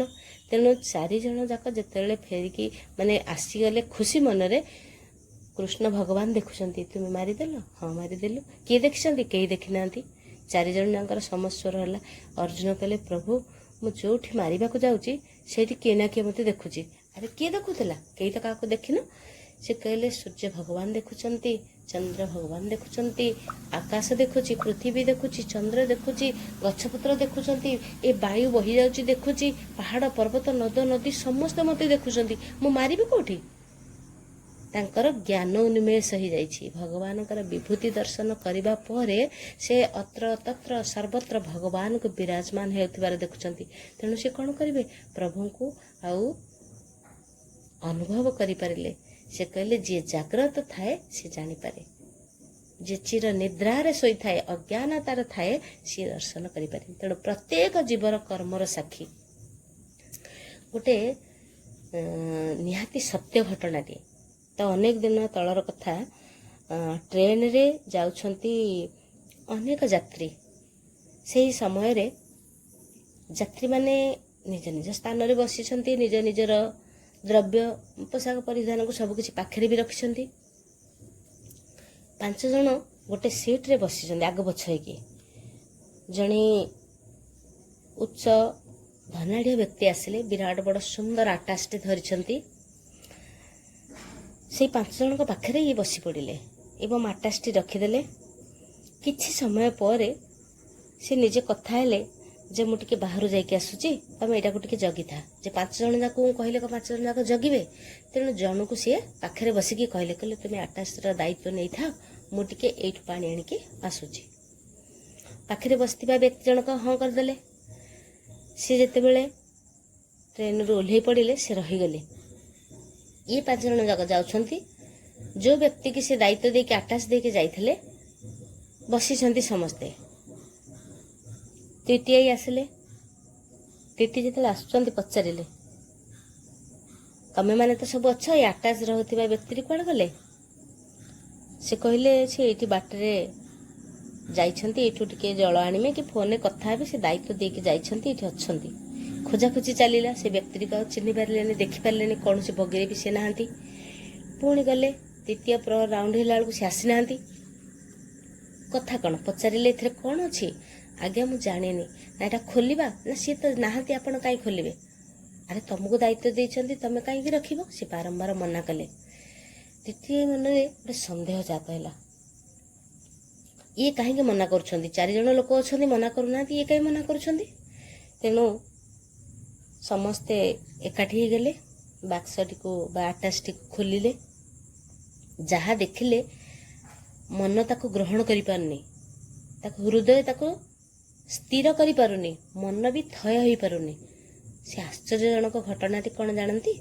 ସେ ଆଟାଚ ଭିତରେ 3 ଖଣ୍ଡ ହେଇଥିବା ଗୋଟେ ମଣିଷର ଶରୀରକୁ କଟାକଟା ହେଇକି ଗୋଟେ ସୁନ୍ଦର କପଡ଼ାରେ ଘୋଡ଼ା ହେଇକି ଥୁଆ ହେଇଛି। ବହୁତ ଦୁର୍ଗନ୍ଧ। ଇଏ ଆଶ୍ଚର୍ଯ୍ୟ ହେଇଗଲେ, କହିଲେ ତମେ ସେଥିପାଇଁ ମନା କରୁଥିଲ, କିନ୍ତୁ ପ୍ରକୃତରେ ସେ ପାଖରେ ବସିଥିବା ଲୋକଟି ଜାଣିନି କି ଦେଖିନି, ସେ ଲୋକଟିକି ବି ଚିହ୍ନିନି। ତାପରେ ଯେତେବେଳେ ସେ ଆଟାଚଟି ଦେଖିଲେ, ତାର ଠିକଣା ବି ଥିଲା ସେ ବ୍ୟକ୍ତିର, କିନ୍ତୁ ଟିଟିଆଇ ମନା କରିଦେଲେ ଯେ ତୁମେ ଯେହେତୁ ଏ ଦାୟିତ୍ୱ ନେଇଛ, ତୁମେ ବର୍ତ୍ତମାନ ବନ୍ଦୀରେ ରହିବ। ସେ ଲୋକଟିର ଫୋନ୍ ନମ୍ବର ଥିଲା, ନାଁ ବି ଥିଲା। ସେ ଯେଉଁ ଦାୟିତ୍ୱ ନେଇଥିବା ବ୍ୟକ୍ତିଟି ସେ କାଗଜଟିକି ଧରିଲା। ଯେହେତୁ ଭୁଲ କରିଦେଇଛି, ସତ କ'ଣ ଜାଣିନି ଏପର୍ଯ୍ୟନ୍ତ, କାଗଜଟି ନେଇକି ସେ ଜେଲକୁ ପଳେଇଛି। ଆଟାଚଟି ନେଇକି ବାହାରେ ପକା ହେଇଗଲା। ସେ ଯାହା ହେଲା ଘଟଣାଟି ସେଇଠି ରହିଲା। ତାପରେ କିଛି ବର୍ଷ ଚାଲିଯାଇଛି। କିଛି ବର୍ଷ ଚାଲିବା ପରେ କର୍ମର ବନ୍ଧନ କେମିତି ସମସ୍ତଙ୍କୁ ବାନ୍ଧିକି ରଖିଥାଏ। ତ ଜେଲରେ ରହିଥିବା ଲୋକଟି ପାଖକୁ ସେ ଖବର ପାଇକି, ସେ କୌଣସି କାରଣରୁ ସେ ଧନାଢ଼୍ୟ ବ୍ୟକ୍ତି ଖବର ପାଇଗଲେ ଯେ ମୁଁ ଯେଉଁ ଆଟାଚରେ ଯାହା ପାଖରେ ରଖିଥିଲି ବର୍ତ୍ତମାନ ସେ ଜେଲରେ ଅଛନ୍ତି। ତାଙ୍କୁ ଦେଖିବା ପାଇଁ ଇଏ ଗଲେ। ଯେତେବେଳେ ଗଲେ ସେ କାକୁତି ମିନତି ହେଇଗଲେ, ପଚାରିଲେ ତୁମେ ସେଇ ଲୋକଟି ଯିଏ ବସିଥିଲେ ସେ ଟ୍ରେନରେ ମୁଁ ଆଟାଚ ଧରିକି? ନା ହଁ, ତୁମେ ତ ସିଏ, ଚିହ୍ନା ଚିହ୍ନି ହେଇଗଲେ। କହିଲେ ତୁମେ ଏମିତି କାହିଁ ଭୁଲ କଲ? କାଟିଥିବା ମଣିଷକୁ ଆଣିକି ମୋ ପାଖରେ ରଖିଦେଲ, ହେଲେ ମୋତେ ଯେଉଁ ଦଣ୍ଡଟି ଆଜି ଦେଲ କାହିଁକି ଦେଲ? ସେ କହିଲେ ମୁଁ କହିପାରିବିନି, ତମେ ମୋର କ'ଣ କରିଥିଲ 20 ବର୍ଷ ପୂର୍ବରୁ ମନେ ପକା। ସେ କହିଲେ କ'ଣ ମୁଁ କରିଥିଲି? ନା ମୋର ମନେ ପଡ଼ୁନି। ଆଶ୍ଚର୍ଯ୍ୟର କଥା, ମୁଁ ତମର କ'ଣ କରିଛି? ମୁଁ ତ ତମକୁ ଚିହ୍ନିନି କି ଜାଣିନି। ଛୋଟ ଥିଲାବେଳେ ମୋର ତୁମେ କ'ଣ କରିଛ? ତମେ ସିନା ଯାହା କରିଛ ତୁମେ ଭୁଲି ଯାଇଛ, ହେଲେ ମୁଁ ଭୁଲିନି। ତମର ମନେ ଅଛି ନା? ମୋତେ ଗୋଟେ ଭୁଲ କଥାରେ ଦଣ୍ଡିତ କରିଥିଲ, କିନ୍ତୁ ସେଇ ଦଣ୍ଡରୁ ମୁଁ ଉଦ୍ଧାର ପାଇକି ଭଗବାନଙ୍କର ଶରଣା ଗଲି ଏବଂ ଧନ ରତ୍ନ ମୋତେ ଭଗବାନ ସବୁ ଦାନ କଲେ। କିନ୍ତୁ ଏତେ ଲୋକ ବସିଥିଲେ, ମୁଁ ତମ ପାଖରେ ଆଟାଚ ରଖି ତମକୁ ଦାୟିତ୍ୱ ଦେଲି କାହିଁକି? କଥାଟି ଏଠି ବୁଝିପାରିଥିବେ କି କ'ଣ? ତେଣୁ ପ୍ରତ୍ୟେକ କର୍ମର ସାକ୍ଷୀ ସ୍ୱରୂପ ଭଗବାନ କାହା ମାଧ୍ୟମରେ ବା ନିଜେ ଆସିଥାନ୍ତି। ନିଜେ କାହାକୁ କର୍ମଫଳ ଛାଡ଼େନି। ଯିଏ ଯାହାକୁ ଦଣ୍ଡ ଦେଇଥାଏ, ପରବର୍ତ୍ତୀ ମୁହୂର୍ତ୍ତରେ ତାର ଦଣ୍ଡର ପରିଣାମ ବିଧି ରହିଯାଇଥାଏ। ସିଏ ତାକୁ ଆଘାତ ଦେଇଥିଲା, ପ୍ରତି ଆଘାତରେ ସେ ମଧ୍ୟ ପାଇଲା। ଏଇଟା ତ ବିରାଟ ବଡ଼ ମାନେ କାହାଣୀ ସ୍ୱରୂପ କହିଲେ ଏଇଟା ସତ କଥାଟା, କିନ୍ତୁ ବୁଝିବା ପାଇଁ ଏ ଉଦାହରଣଟା ଦିଆହେଲା ଯେ ପ୍ରତ୍ୟେକ କର୍ମର ସାକ୍ଷୀ ହେଉଛନ୍ତି ଭଗବାନ। ମୁଁ କେଉଁ 20-25 ବର୍ଷ ତଳେ କ'ଣ ଗୋଟେ ଚୋରି ନାରୀ କରିଥିଲି, ଆଜି ସାଧୁସନ୍ଥ ହେଇଯାଇଛି, କିନ୍ତୁ ସେ ପୂର୍ବଜନ୍ମର କର୍ମର ଫଳ ମୋ ପାଇଁ ସଞ୍ଚିତ ହେଇକି ଅଛି। ମୁଁ ଅନେକ ପୁଣ୍ୟ କର୍ମ କରିଥିଲେ ମଧ୍ୟ ତା ଫଳ ତ ପାଇବି, କିନ୍ତୁ ପାପ କର୍ମ ଯାହା ବି କରିଥିବି ତାର ଫଳ ମଧ୍ୟ ଥୁଆ ହେଇକି ଅଛି। ତେଣୁ ପ୍ରତ୍ୟେକ ଯିବା ଆମେ ଜାଗ୍ରତ ହେଇଯିବା, ଭୁଲ କାମକୁ କରିବା ନାହିଁ, ଠିକ କାମକୁ କରିବା। କେମିତି କରିବା? ଆମର ଅଜ୍ଞାନତାକୁ ଦୂରୀଭୂତ କରିବା ପାଇଁ ଆମେ ଜ୍ଞାନର ଖଡ୍ଗରେ ଚାଲିବା। ଜ୍ଞାନର ଖଡ୍ଗରେ ସତର୍କତା ଅବଲମ୍ବନ କରିବା, ସଂଯମତା ଅବଲମ୍ବନ କରିବା। ତେବେ ନିଶ୍ଚିତ ଭାବରେ ସେହି ସତ୍ପଥରେ ଆମେ ଯାଇପାରିବା। ତେଣୁ ସମସ୍ତ ପ୍ରାଣୀ ସ୍ୱରୂପରେ, ଜୀବ ସ୍ୱରୂପରେ ଏବଂ ବିଷୟ ଜ୍ଞାନ ଯେତେ ସବୁ ଅଛି, ତାହା ଶକ୍ତି ବଳରେ ଆମେ ଭଗବାନଙ୍କ ଠାରୁ ପାଇଥାଉ। ଭଗବାନ କ'ଣ କରନ୍ତି? ତାକୁ କ୍ଷୟ କରିପାରନ୍ତି। ସେ ବେଦର ଜ୍ଞେୟ ଅର୍ଥାତ୍ ବେଦକୁ ଜାଣିପାରନ୍ତି। ବେଦାନ୍ତରେ ଜ୍ଞାନ, ବେଦାନ୍ତରେ ଯେଉଁ ଜ୍ଞାନ ଅଛି ଯେ ମୁଁ ହେଉଛି ଭଗବାନଙ୍କର ସ୍ୱରୂପ, ମୋର ପ୍ରତ୍ୟେକ କର୍ମ ଭଗବତ ଅର୍ପିତ, ମୋର ପ୍ରତ୍ୟେକ ଉପାସନା ହେଉଛି ଭଗବତ ଅର୍ପିତ, ମୋର ପ୍ରତ୍ୟେକ କର୍ମ ଭଗବାନଙ୍କୁ ମୁଁ ଯେତେବେଳେ ଅର୍ପଣ କରୁଛି, ସେତିକିବେଳେ ମୋର ଜ୍ଞାନ ରହୁଛି, ମୋ ଅଜ୍ଞାନତାରେ ନୁହେଁ। ଏଇ ଅନୁଭବ ଯେତେବେଳେ ସେ କରିଲା, ତେବେ କ'ଣ ହେଲା? ଯଦି କୌଣସି ବ୍ୟକ୍ତି ବେଦ ଜ୍ଞାନ ଲାଭ କରିବାକୁ ଆଗ୍ରହ ହେଉଛି, ତେବେ କ'ଣ ହୁଏ ନା ଭଗବାନ ତାର ଆଗ୍ରହକୁ, ତା ବୁଦ୍ଧିକୁ ପରୀକ୍ଷା କରିବା ପାଇଁ ଆସନ୍ତି। ବୈଦିକ ଜ୍ଞାନକୁ ଜୀବ ଯେମିତି ଉପାସନା କରେ, ସେହିପରି ଭଗବାନ ମଧ୍ୟ ତା ପାଖକୁ ଆସନ୍ତି ପରୀକ୍ଷା କରିବା ପାଇଁ। ଭଗବାନ ବେଦାନ୍ତ ସୂତ୍ର, ଉପନିଷଦ, ପୁରାଣ, ଏଇ ଯେତେ ସବୁ ବୈଦିକ ଶାସ୍ତ୍ର ଅଛି, ଭଗବାନଙ୍କର ଗୁଣ କେବଳ ଗୌରବ ସବୁ ବର୍ଣ୍ଣନା ହେଇଛି। ଯେମିତି ରାମାୟଣରେ ଶ୍ରୀରାମଙ୍କର ସମସ୍ତ କାହାଣୀ ରୂପରେ ଅଛି, କୃଷ୍ଣଙ୍କର କୃଷ୍ଣ ଲୀଳା ରୂପରେ ଅଛି। ସେମିତି ବେଦରେ କେବଳ ବୈଦିକ ଜ୍ଞାନ ରହିଛି। ବେଦାନ୍ତ ମାନେ ବେଦର ଅନ୍ତ, ଯେଉଁଟାକି ଉପନିଷଦ, ସେଥିରେ ମଧ୍ୟ ଏଇ ବାର୍ତ୍ତା ରହିଛି। ଯେମିତିକି ଆମର ମହାଭାରତର ଅନୁଶାସନ ପର୍ବରୁ ଏଇ ଗୀତା ଗ୍ରନ୍ଥକୁ ମାନେ ଅଣାଯାଇଛି। 700 ଶ୍ଲୋକକୁ ଗୋଟିଏ ସୁନ୍ଦର ଅମୃତର ଭାଣ୍ଡ ତିଆରି କରାଯାଇଛି। ପ୍ରତ୍ୟେକ ଶ୍ଲୋକ ଗୋଟିଏ ଗୋଟିଏ ଟୋପା ଅମୃତ। ତେଣୁ ସେଇ ଟୋପା ଟୋପା ଅମୃତ ଗୋଟିଏ ଭାଣ୍ଡ ସୃଷ୍ଟି ହେଇଛି। ଅନ୍ତିମ ଲକ୍ଷ୍ୟ ହେଲା କ'ଣ ନା ପରମ ପୁରୁଷ ଭଗବାନଙ୍କର ସାନ୍ନିଧ୍ୟ ଲାଭ କରିବା। ପ୍ରତ୍ୟେକ ଜୀବ ଯେତେ ଜନ୍ମ ପାଉ, ଅନନ୍ତ କୋଟି ଜୀବ ଭ୍ରମଣ କରି କରି କରି କରି ଆସିକି ପୁଣି ସେଇଠିକିନା ତାର ନିର୍ଦ୍ଦିଷ୍ଟ ଲକ୍ଷ୍ୟରେ ସେ ପ୍ରବେଶ କରେ।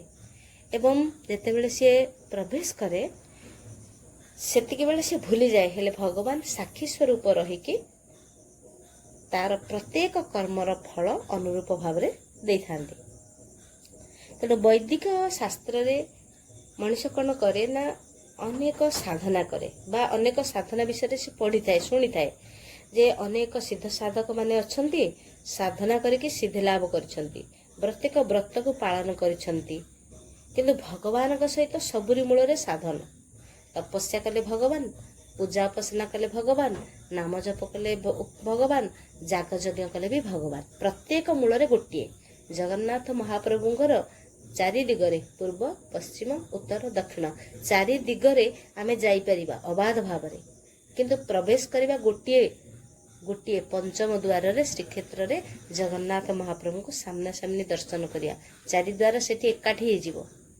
ଧର୍ମ, ଅର୍ଥ, କାମ, ମୋକ୍ଷର ଉର୍ଦ୍ଧ୍ୱରେ ହେଉଛନ୍ତି ସିଏ।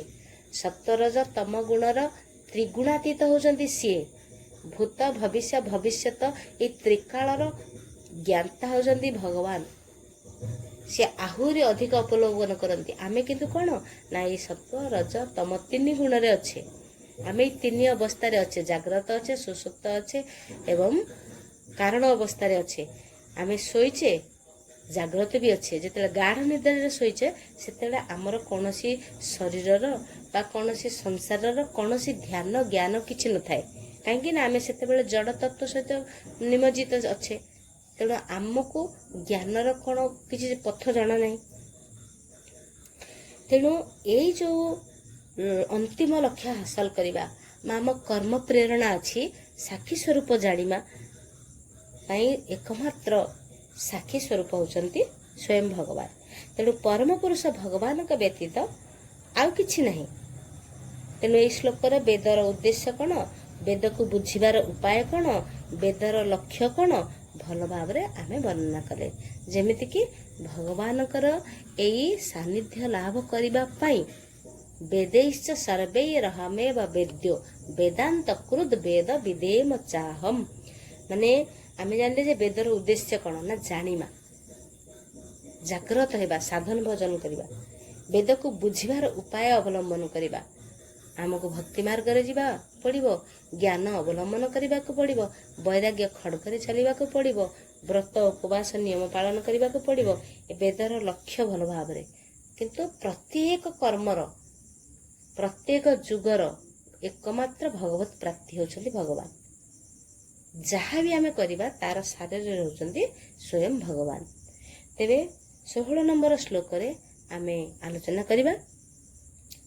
द्वाविमौ पुरुषौ लोके क्षर साक्षर एव च क्षरः सर्वाणि भूतानि कूटस्थोऽक्षर उच्यते। द्वौ इमौ, द्वौ माने दुई, इमौ माने ए दुहे, किए से ना पुरुषौ जीवगण, लोके अर्थात पृथ्वी रे, क्षरः अर्थात भ्रांत, च अक्षरः, च अर्थात एवं, अक्षर अर्थ अभ्रांत, एव च निश्चित भावरे, एवं क्षरः सर्वाणि भूतानि ए भ्रांत समस्त जीव, कूटस्थ ऐक्य भावरे, अक्षरः अभ्रांत, उच्यते अर्थात कुहा जाए। एई दुई प्रकार जीव अछंती, जणे क्षर आ जणे अक्षर। जाहाकू कुहा जायछि क्षर माने भ्रांत, अक्षर माने अभ्रांत। प्रत्येक भौतिक जगत रे प्रत्येक जीव होछि क्षर अर्थात भ्रांत, किंतु चित जगत रे प्रत्येक जीव अक्षर अर्थात अभ्रांत अटंती। ये होछि तार साधारण अर्थ। किपरि लूपरे बुझी परिबा। पुरुषे प्रसिद्धटई क्षर क्षर बेनी होई, ब्रह्मादि स्थावरंत प्राणी बद्धात्मा क्षर बोली जानी, कूटस्थ स्वस्वरूपे स्थायी मुक्तात्मा क्षरटई, सर्वभूतारे जीव जहि कूटस्थ माया शक्ति से ही, शरीर मध्य भूताक्षर कूटस्थ सकति अक्षर। पुरुष मध्य प्रसिद्ध क्षर अक्षर आउ ब्रह्मांक सृष्टि रे स्थावर प्राणी माने बधात्मा क्षर। एई कूटस्थ भाव रे स्थायी रूप रे सर्वभूत रे सर्वजीव ठारे कूटस्थ माया शक्ति रही। एई साधारण अर्थ को आमे केमिति बुझिबा, ये तो जटिल भाव रे तार अर्थ रहिला। तेबे क्षर जहाँ सबु क्षय हेउछि, एई शरीर एई संसार एई प्रकृति प्रति मुहूर्त रे क्षर बदलुची, एई भ्रांत रहुची, क्षणिक क्षणिक एई जीवन, क्षणिक एई संसार। अक्षर किए से नाई, अक्षर हेउछंती निजे आमे जानिले जे भ्रांत रूप रे अच्छे एवं अभ्रांत रूप रे अच्छे। तेणु आमे जेतेबेले अनुभव कले जे व्यासदेव भगवान वेदांत सूत्र रे प्रणयन कले, ଯେ ବେଦାନ୍ତ ସୂତ୍ରର ବିଷୟବସ୍ତୁ ଅନେକ ଜୀବ ଅଛନ୍ତି, ଅସଂଖ୍ୟ ଜୀବ। ତ ସେମାନେ ଦି ଭାଗରେ, ଜଣେ ହେଉଛନ୍ତି କ୍ଷର ଆଉ ଜଣେ ହେଉଛନ୍ତି ଅକ୍ଷର। ଜୀବଗଣ ମାନେ କ'ଣ କରନ୍ତି ନା ସନାତନ ରୂପରେ ପରମ ପୁରୁଷର ଭଗବାନଙ୍କର ବିଭିନ୍ନ ଅଂଶରେ ରହିଛନ୍ତି। ତାପରେ କେମିତି ବୁଝିବା ନା ଭୂତ ହେଉଛି କ'ଣ ନା ପୃଥିବୀ, ଜଳ, ଅଗ୍ନି, ବାୟୁ, ଆକାଶ। ପୃଥିବୀର ଶବ୍ଦ ଶକ୍ତି, ଆକାଶର ସ୍ପର୍ଶ ଶକ୍ତି, ଆକାଶର ଶବ୍ଦ ଶକ୍ତି, ବାୟୁର ସ୍ପର୍ଶ ଶକ୍ତି, ଅଗ୍ନିର ତେଜ ଶକ୍ତି, ଜଳର ରସ ଶକ୍ତି, ପୃଥିବୀର ଗନ୍ଧ ଶକ୍ତି। ଏଇ ପାଞ୍ଚଭୂତର 5ଟା ତନ୍ମାତ୍ର ଅଛି। ତେବେ ଏଇ ପାଞ୍ଚଭୂତର 5 ତନ୍ମାତ୍ରକୁ 5 ଜ୍ଞାନେନ୍ଦ୍ରିୟ, 5 କର୍ମେନ୍ଦ୍ରିୟ। ଏଇ 5 ଜ୍ଞାନେନ୍ଦ୍ରିୟ ଆମ ମୁଖରେ ସବୁ ରହିଗଲେ। ଆଖି, କାନ, ନାକ, ପାଟି, ଜିହ୍ୱା, ମାନେ ଚର୍ମ, ହାତ, ପାଦ, ମଳମୂତ୍ର ସବୁ ସ୍ଥାନ ମିଶିଗଲା। ପ୍ରତ୍ୟେକ ଇନ୍ଦ୍ରିୟ ମାଧ୍ୟମରେ ସବୁ ଏକୀଭୂତ ହୁଅନ୍ତି। ଏଇ 10ଟାକ ଇନ୍ଦ୍ରିୟର ମାଲିକ ହେଇଗଲେ ମନ। ତେଣୁ ମନ ତାକୁ ବୁଦ୍ଧି ସହିତ କେମିତି ଗ୍ରହଣ କରିବ ନା ଆକାଶର ଶବ୍ଦ ଶକ୍ତି ସହିତ ତା କାନ ମାଧ୍ୟମରେ ଶୁଣିପାରିଲା। ବାୟୁର ଯେଉଁ ସ୍ପର୍ଶ ଶକ୍ତି ଅଛି ତାକୁ ଚର୍ମ ମାଧ୍ୟମରେ ଅନୁଭବ କଲା। ଅଗ୍ନିର ଯେଉଁ ଦାହିକା ଶକ୍ତି ଅଛି ତାହାକୁ ଚର୍ମ ମାଧ୍ୟମରେ ମଧ୍ୟ ଦେଖୁଛି, କିନ୍ତୁ ଆଖିର ତେଜରେ ଦେଖୁଛି। ଆଖିର ତେଜ ଶକ୍ତି ଯୋଗୁଁ ଆମେ ଦର୍ଶନ କରିପାରୁଛେ। ତାପରେ ଜଳର ରସ ଶକ୍ତି ଦ୍ୱାରା ଆମେ ଜିହ୍ୱା ଦ୍ୱାରା ଆମେ ରସକୁ ଜାଣିପାରୁଛେ। ଏଇଟା ଲବଣ, ଏଇଟା ମିଠା, ଏଇଟା ଆମ୍ବିଳି, ଏଇଟା ଖଟା, ଏଇଟା ଅନୁଭବ କରୁଛେ ଜିହ୍ୱା ମାଧ୍ୟମରେ। ଗନ୍ଧ ଶକ୍ତି ନାସିକା ମାଧ୍ୟମରେ। ମାଟିଟାର ଗୋଟେ ସୁନ୍ଦର ବାସ୍ନା ହେଉଛି, ଗୋଟେ ମଳମୂତ୍ର ଜାଗାରେ ଅପରିଷ୍କାର ଦୁର୍ଗନ୍ଧ ଆସିଯାଉଛି, ଏଇ ନାସିକା ମାଧ୍ୟମରେ କରୁଛି। ପ୍ରତ୍ୟେକ ଇନ୍ଦ୍ରିୟ ପ୍ରତ୍ୟେକ ଭୂତ ମାଧ୍ୟମରେ 5 ତନ୍ମାତ୍ର ଦ୍ୱାରା ଏଇ ଶରୀରଟାକୁ ଜଡ଼ବଡ଼ କରିକି ରଖିଛି। ତେଣୁ ତୁଳସୀଦାସ କହିଛନ୍ତି ରାମଚରିତ ମାନସରେ, ଚିତେ ଜାଲ ପାବକ ଗଗନ ଶରୀରା ପଞ୍ଚଭୂତରେ ଗଠିତ ଶରୀରା। ରାମ सिया राम जय जय राम। राम सिया राम जय जय राम। बोल श्यावर रामचंद्र भगवान की जय हो। पृथ्वी, जल, अग्नि, वायु माध्यमरे भगवान आम पाखक प्रेरण करिसेंती शक्ति मानकु इंद्रिय माध्यमरे ग्रहण करिबा पाए। तेणु ए 5 गोटी भूतरे भगवान शिव 5 मुख धारण करिसेंती। तांकर नाम गोटिए पंचानन। पूर्व मुखरे रहिसेंती तत्पुरुष। जेपरिक सूर्य जेते बेले उदय होती सेतिकी बेले जो कलर थांती से सेई रूपर उद्भासित होती। तत्पुरुषाय नमः। तांकर गायत्री मंत्र आमे जानिछे, तत्पुरुषाय विद्महे महादेवाय धीमहि तन्नो रुद्र प्रचोदयात्। तापरे पूर्वर ठीक विपरीत मुख हला पश्चिम मुख, जहा कि कह जाए सद्यजात। ठीक छोट पिला भली पूरा कोमल शरीर बा श्यामल शरीर। दक्षिण रे रहउछंती अघोर, जहाँकि भगवान शिवंकर गोटे गोटे रूप देखिथिबे। दाढ़ी निश सबु थिबो, तृतीय नेत्र, त्रिशूल डंबर धारण करिथिबे, अधा अधा आखि खोलिथिबे, एई रूप दर्शन करिथिबे। तापरे रहिले उत्तर रे वामदेव, अर्थात पूरा सूर्यास्त भली सूर्य किरण भली लाल रंग पूरा। दक्षिण दिगरे जो पूरा कृष्णकाय एवं मध्य भागरे बा ईशान्य कोण रे आमे घरे घरे ईशान ठाकुर को पूजा करुचे। से ईशान ठाकुर किए ना स्वयं ईशान महादेव। से किपरि ना कर्पूर गौरम करुणावतारम संसार सारम भुजगेन्द्रहारम सदा वसंतम हृदयारविन्दे भवं भवानी सहितं नमामि। କର୍ପୂର ଗୌର ଭଳି ଧଳା, ସ୍ଫଟିକ ଭଳିଆ ଧଳା, କୁନ୍ଦ ଫୁଲ ଭଳି ଧଳା, ଭସ୍ମ ଭଳି ଧଳା, କ୍ଷୀର ଭଳିଆ ସେ ହେଉଛନ୍ତି ଧଳା ବର୍ଣ୍ଣ। ସେ ହେଉଛନ୍ତି ଈଶାନ ମହାଦେବ। ତେଣୁ ଚାରି ଦିଗରେ 4ଗୋଟି ମୁଖ ଏବଂ ଐଶାନ୍ୟ କୋଣରେ ବା ମଧ୍ୟ ଊର୍ଦ୍ଧ୍ୱବର୍ତ୍ତୀ ମୁଖ ମିଶିଲେ ଈଶାନ, ସିଏ ହେଲେ 5ଗୋଟି ମୁଖ, 55। 5 ମୁଖରେ ଏଇ ପୃଥିବୀ, ଜଳ, ଅଗ୍ନି, ବାୟୁ, ଆକାଶକୁ ଧାରଣ କରିଛନ୍ତି ଏବଂ ସ୍ୱୟଂ ସାକାର ରୂପ ନିରାକାର ହେଇକି ଶିବଲିଙ୍ଗ ମନ୍ଦିର ଗର୍ଭଗୃହରେ ଗୋଟେ ଆଧାର ବା ଗର୍ତ୍ତ ସ୍ୱରୂପ ତା ଉପରେ ସ୍ୱୟଂ ଲିଙ୍ଗ ବିରାଜମାନ କରିଛନ୍ତି। ଏଇ ଆଧାର ହେଉଛି ମା ପାର୍ବତୀଙ୍କର ହୃଦୟ ପଦ୍ମ, ଯାହାକି ଉତ୍ତର ଦିଗକୁ ଦେଖିଥିବେ ପୁରା ସମ୍ପୂର୍ଣ୍ଣ ଭାବରେ ଆଧାର ରହିଛି। ଉତ୍ତର ଦିଗରେ ମା ପାର୍ବତୀଙ୍କର ମନ୍ଦିର, ଯେଉଁ ପାଦୁକ ନଳା ଉପରେ କି ମା ପାର୍ବତୀଙ୍କର ମନ୍ଦିର ତିଆରି ହେଇଥାଏ। ତେଣୁ ପାଦୁକ ନଳାକୁ ଉଲ୍ଲଂଘନ କରିକି ମନ୍ଦିର ଦର୍ଶନ କରାଯାଏନି। ଆଜି ହେଉଛି ପବିତ୍ର ସୋମବାର ଅବସରରେ ପଞ୍ଚାନନ ଭଗବାନଙ୍କର କଥା ଶୁଣିମା ଅନେକ ପୁଣ୍ୟକୁ ଫଳପ୍ରାପ୍ତ କରିବା।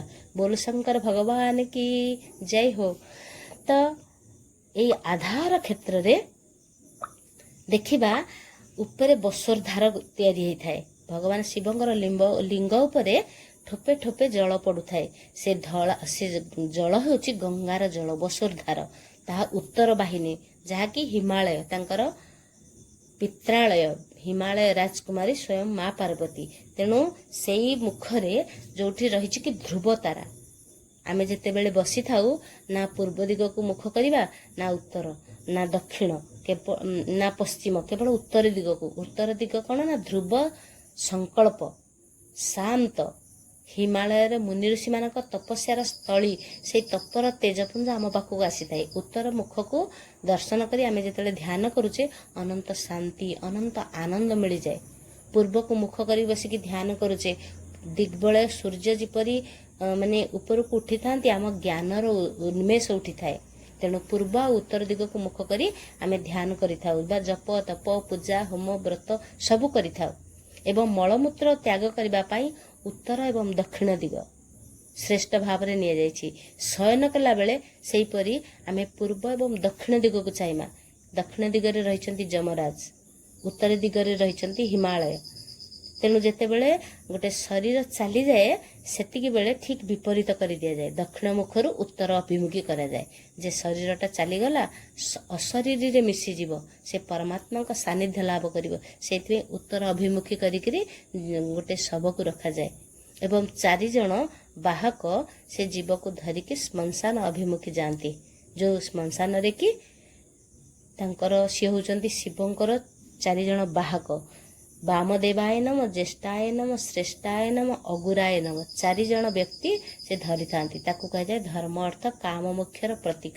6 ଖଣ୍ଡ ବାଉଁଶରେ ବନ୍ଧା ହେଇଥାଏ ଦଉଡ଼ି।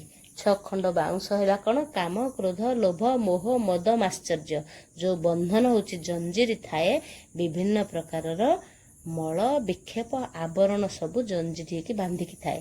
ଲୁହାରେ ଯେମିତି କଳଙ୍କ ଲାଗିଗଲେ ଚୁମ୍ବକ ଆକର୍ଷଣ କରିପାରେନି, ଠିକ୍ ସେହିପରି ଏଇ ଅବିଦ୍ୟା, ଅସ୍ମିତା, ଅହମ୍, ଏଇ ଭାବନା ଯେତେବେଳେ ଆମକୁ ବାନ୍ଧିକି ଧରିଥାଏ, ଭଗବତ ଅଭିମୁଖୀ ହେଇପାରେନି। ଜୀବ ବନ୍ଧା ହେଇଥାଏ, ଦଉଡ଼ିରେ ବନ୍ଧା ହେଇଥାଏ। ଗାଈ ଯଦି ଦଉଡ଼ିରେ ବନ୍ଧା ହେଇଥାଏ ତେବେ ସେ ବାହାର ଘାସକୁ ଖାଇପାରେ କି? ଖାଇପାରେନି। ବାହାର ଘାସଟା ହେଉଛି ବିଷୟ ଘାସ। ଏଇ ଖୁଣ୍ଟରେ ବନ୍ଧା ହେଇଛି, ଅର୍ଥାତ୍ ସେ ଗୋଟେ ନିର୍ଦ୍ଦିଷ୍ଟ ଆଶ୍ରୟରେ ରହିଛି। ବୁଲୁଥିବା ଗାଈ ଆଉ ବନ୍ଧା ହେଇଥିବା ଗାଈ ଭିତରେ ପାର୍ଥକ୍ୟ। ଏଇ ବୁଲୁଥିବା ଗାଈ ହେଉଛି ସାଧାରଣ ଅଜ୍ଞାନୀ ଜୀବ। ଅନେକ ଜନ୍ମ ବୁଲି ବୁଲି ବୁଲି ବୁଲି ବୁଲି ବୁଲି କର୍ମକ୍ଷେତ୍ରକୁ ଆସିଛନ୍ତି। ଏଇ ଖୁଣ୍ଟରେ ବନ୍ଧା ହେଇଥିବା ଜୀବ ସେ କ'ଣ କରେ ନା ଭଗବାନଙ୍କର ଆଶ୍ରୟ ନେଇକି ଥାଏ, ପ୍ରହାର ଖାଉଥାଏ ଏବଂ ଚତୁଃପାର୍ଶ୍ୱରେ ବେଙ୍ଗଳା ପକେଇଲା ଭଳି ବୁଲୁଥାଏ।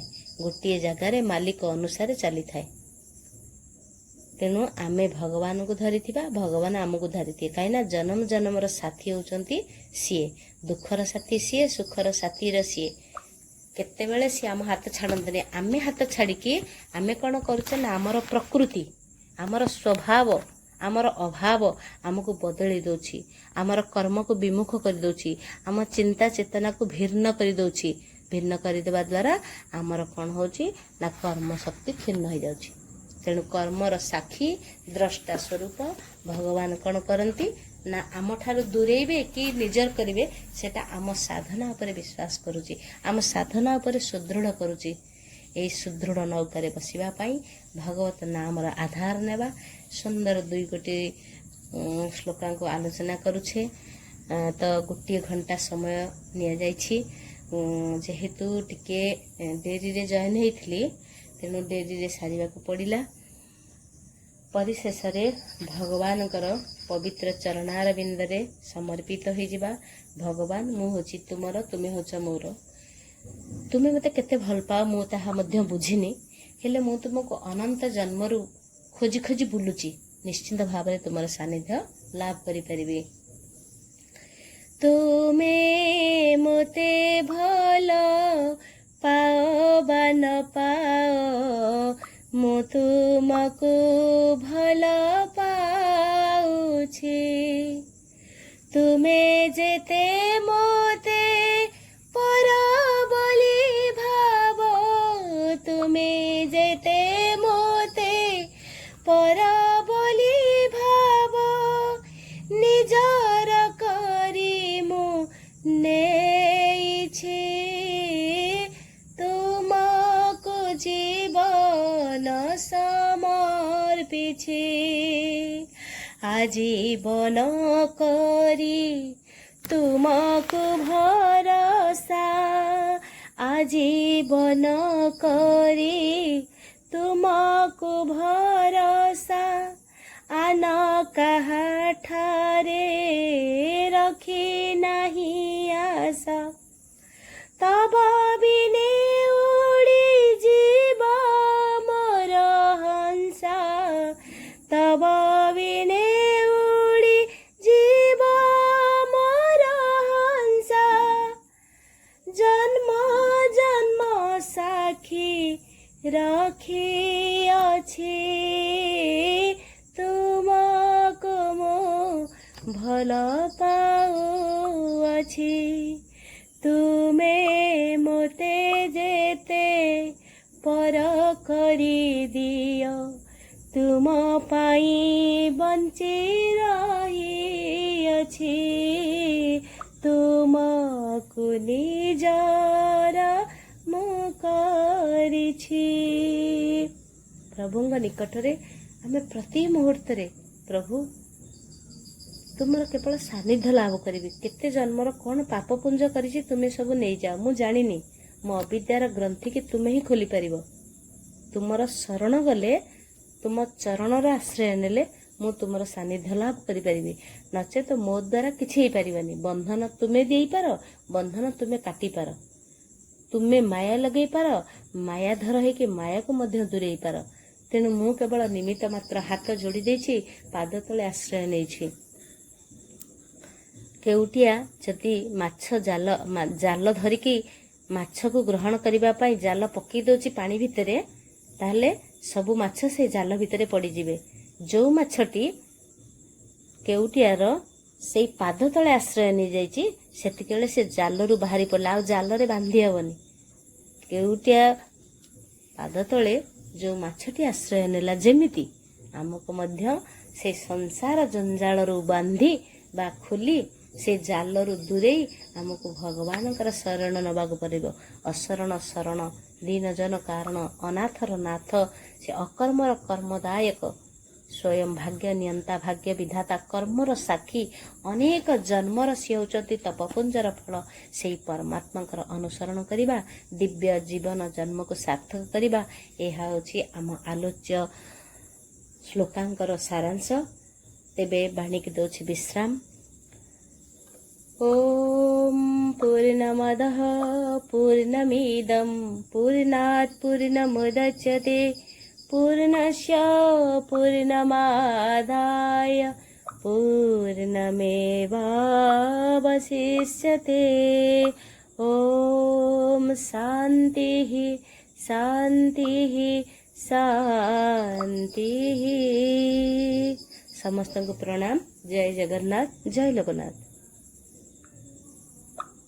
କୃତଜ୍ଞତା ସାଧୁବାଦ ଦଉଛି ଯାହା ହୃଦୟରେ ये हूँ अंतर्यामी स्वरूप से समस्त हृदयर सृष्टिकर्ता एकमात्र वेदांत वेदज्ञ से मध्य संसार रे जो दुई प्रकार पुरुष अछंती गोटे नाशवान और अविनाशी एमानक मध्य जो भूत प्राणी शरीर नाशवान जीवात्मा तेणु तांकर विचार बुद्धि साहाय्य मनर जो नाशवान होइथवा कथा ताको से भगवान ताको कहिसेंती जे जहार विचार बुद्धि न थाए संशयहीन विपर्जय नाशक सेई मानको नाशवान बा अपहरण कहाजिव तेणु वेद विभिन्न प्रकार परमेश्वर आपको जानवा कथा परमेश्वर होचंती सर्वव्यापक जे समस्त परा अपरा प्रकृतिर से होचंती विषय जो कूटस्थ माया शक्ति कथा कहले प्रकृति कूटस्थ माया शक्ति से क्षर बा अक्षर ये दुईटी जांक भितर से कूटस्थ माया शक्ति अच्छी से माया शक्ति को अतिक्रम करने बहुत कष्ट तेणु जी यही जिनिस को माया शक्ति को अतिक्रम करने से सब बेले कूटस्थ तेणु यही जो क्षेत्र क्षेत्र कथा दुईटी कथा मध्य अक्षर अक्षर दुईटी कथा आसुची तेणु पुरुष ठारू उत्तम एवं पुरुष सबुठी तीन लोक प्रवेश करने समस्त माने धारण पोषण करती से होते अविनाशी से होते परमात्मा तेणु जी नाशवान बा जड़ वर्ग जड़ पदार्थ जोड़ा अच्छी क्षेत्र ठारू सर्वथा अतीत जो अविनाशी जीवात्मा मध्य से होते उत्तम तो लोक मान से होते पुरुषोत्तम तेणु भगवान ज्ञानी पुरुष माने भगवान को तत्व तो पुरुषोत्तम बोली जानी पारती तेणु सर्वज्ञ पुरुष माने यही प्रकार हृदय भितर चिंतन थाए स्मरण थाए तेणु से माने ही प्रकृत में ईश्वर को जानी पारती ईश्वर सर्वज्ञ बोली जानिबा बहुत कष्ट साध्य तेणु से जिनटा को जो माने प्रकृत हृदयंगम करछंती अंतर्निहित सतारे अनुभव करछंती पूर्ण निर्मल चेतारे जो माने अनुभव करि पाछंती सेही अंतःकरण जार शुद्धता आसीची से निश्चित रूप भगवान को प्राप्त होती खूब सुंदर भाव दुईटी श्लोक को व्याख्या रखिले अरुंधती माँ हृदय अशेष कृतज्ञता साधुवाद दौची एवं पाद पद्म प्रणाम जन की आज मुझे कृतज्ञता दवाई बोधे संतोष सार उपस्थित नहांती कृतज्ञता ज्ञापन करने चाहते कि परमेश्वर प्रत्येक हृदय विद्यमान तांकठारे समस्त कर्म आरंभ होता है जीवन प्रत्येक गतिचक्र भितर माने अतिक्रम करिथाए सबु कारण से होचंदी कारण से होचंदी साक्षी से होचंदी ज्ञाता स्मृति शक्ति तांकरी ठारू सृष्टि हुए तेणु आम जो जन्म जन्मांतर कथा कहते माँ उदाहरण देकी जे प्रकृत आम जन्म कर्मर फल भोगुंट उदाहरण मध्यम प्रकृत साधु जने 4 जनकर कर्मफल भोगिबा किपरि जे प्रारब्ध थिला 20 वर्षर पूर्व को अतीत को से मन पकेबा पाखे आसी पुणी से दंड विधान करिछि हृदय सुंदर भाव दिव्यता को से परिप्रकाश करते तेणु जीव को विभिन्न कर्मर फल निश्चित भोगिबा हुए तेणु केवल माने ब्रह्मर हृदय स्थित जो परमात्मा कि परम पुरुष कथा आम हिसाब कले से नुहे से सबुठी पूज्य जेतिकी भगवत प्रेम आम देखुंटे जे वेदर को आम भाव वेद लोक मैंने जो बोले उपयुक्त मार्ग जाइछंती वेद को अनुकरण करछंती जहा फल लोक मैंने जीवन शैली ठीक मार्ग में बदलवा भगवान निकट किपरि जीवे सी भाव वेद वेदांत को सृष्टि करिसेंती हृदय भितर निजर ज्ञान चक्षु को किपरि दर्शन करिपारिबा भगवान को दर्शन करिपारिबा क्यों भाव आम प्रभु को प्राप्त हवा से विभिन्न पुराण शास्त्र रखिसेंती एवं व्यासदेवंकर कथा रही आम वेद वेदांतर जो विभिन्न प्रकार व्यासदेव द्वारा श्रीमद भगवत गीता वेद वेदांत सूत्र जो भाई प्रकार भाष्यकार माने विभिन्न प्रकार प्रकृति सहित ज्ञान को देइछंती जो बद्ध जीव विभिन्न प्रकार ज्ञान तत्व देइछंती परिपूर्णता जीव किपरि खाद्य खाइब किपरि बास करिब किपरि तार जीवन शैली की माने परिचालना करिब जो भली भाव से निजर माने वेद माने शक्ति को प्रयोग करिब श्रीकृष्ण सही रूप भगवान गीतार मध्य सही कथा शिक्षा देइछंती तेणु यही जो बद्ध जीव यही प्रकार भगवान मंगलमय बा करुणामय अंतकरण को आमे भल भाव आमे निजे शुद्ध करके जदि भगवान स्वरूप को ध्यानस्थ करवा शरीर को आमे शुद्ध भाव परिस्फुट भाव आमे प्रभु को प्राप्त କରିବା ପାଇଁ ପ୍ରତ୍ୟେକ ମୁହୂର୍ତ୍ତରେ ଆମେ ଯଦି ସେଇଭଳି ଧ୍ୟାନସ୍ଥ ହବା, ପ୍ରଭୁଙ୍କୁ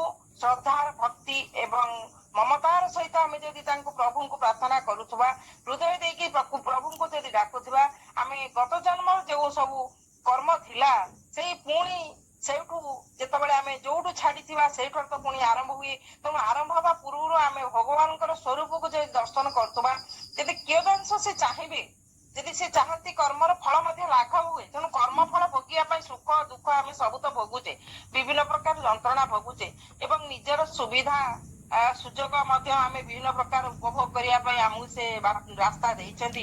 ଯୋଉ ରାସ୍ତା କି ଆମେ ବେଦ ଅଧ୍ୟୟନ କରିପାରିବା, ଜ୍ଞାନ ତତ୍ତ୍ୱ ଲାଭ କରିପାରିବା, ପୁରାଣ ଶାସ୍ତ୍ର ପଢିପାରିବା, ବିଭିନ୍ନ ପ୍ରକାର ଜ୍ଞାନ ଭିତରେ ଆମେ ପ୍ରବେଶ କରିପାରିବା। ତେଣୁ ଏଇ କଥାକୁ ସୁନ୍ଦର ଭାବରେ ମା ସୁନ୍ଦର ଭାବରେ ତାତ୍ତ୍ୱିକ ଆଲୋଚନା ରଖିଥିଲେ। ପ୍ରକୃତରେ ଆମେ ଯଦି ବୈଦିକ ଶାସ୍ତ୍ରକୁ ଯିବା, ଚାରି ବେଦ ଯୋଉଠୁ ଆରମ୍ଭ ହେଇଛି, ଋକ୍ ସାମ ଯଜୁର୍ ଅଥର୍ବ, ଏଇ ଚାରି ବେଦ ରହିଛି, ଆରମ୍ଭ ହେଇଛି। ତା ଦେହରେ ବେଦ ବେଦାନ୍ତର ସୂତ୍ର ରହିଛି, ତା ମଧ୍ୟରେ ମଧ୍ୟ ଉପନିଷଦ ରହିଛି, ତା ଭିତରେ ପୁରାଣ ମଧ୍ୟ ରହିଛି। ଏଇ ଯୋଉ ସମସ୍ତ ଶାସ୍ତ୍ର ଗୁଡିକ ସବୁ ଗୁଡିକ ହଉଛି ପରମେଶ୍ୱରଙ୍କର ଗୁଣଗାନ କଥା।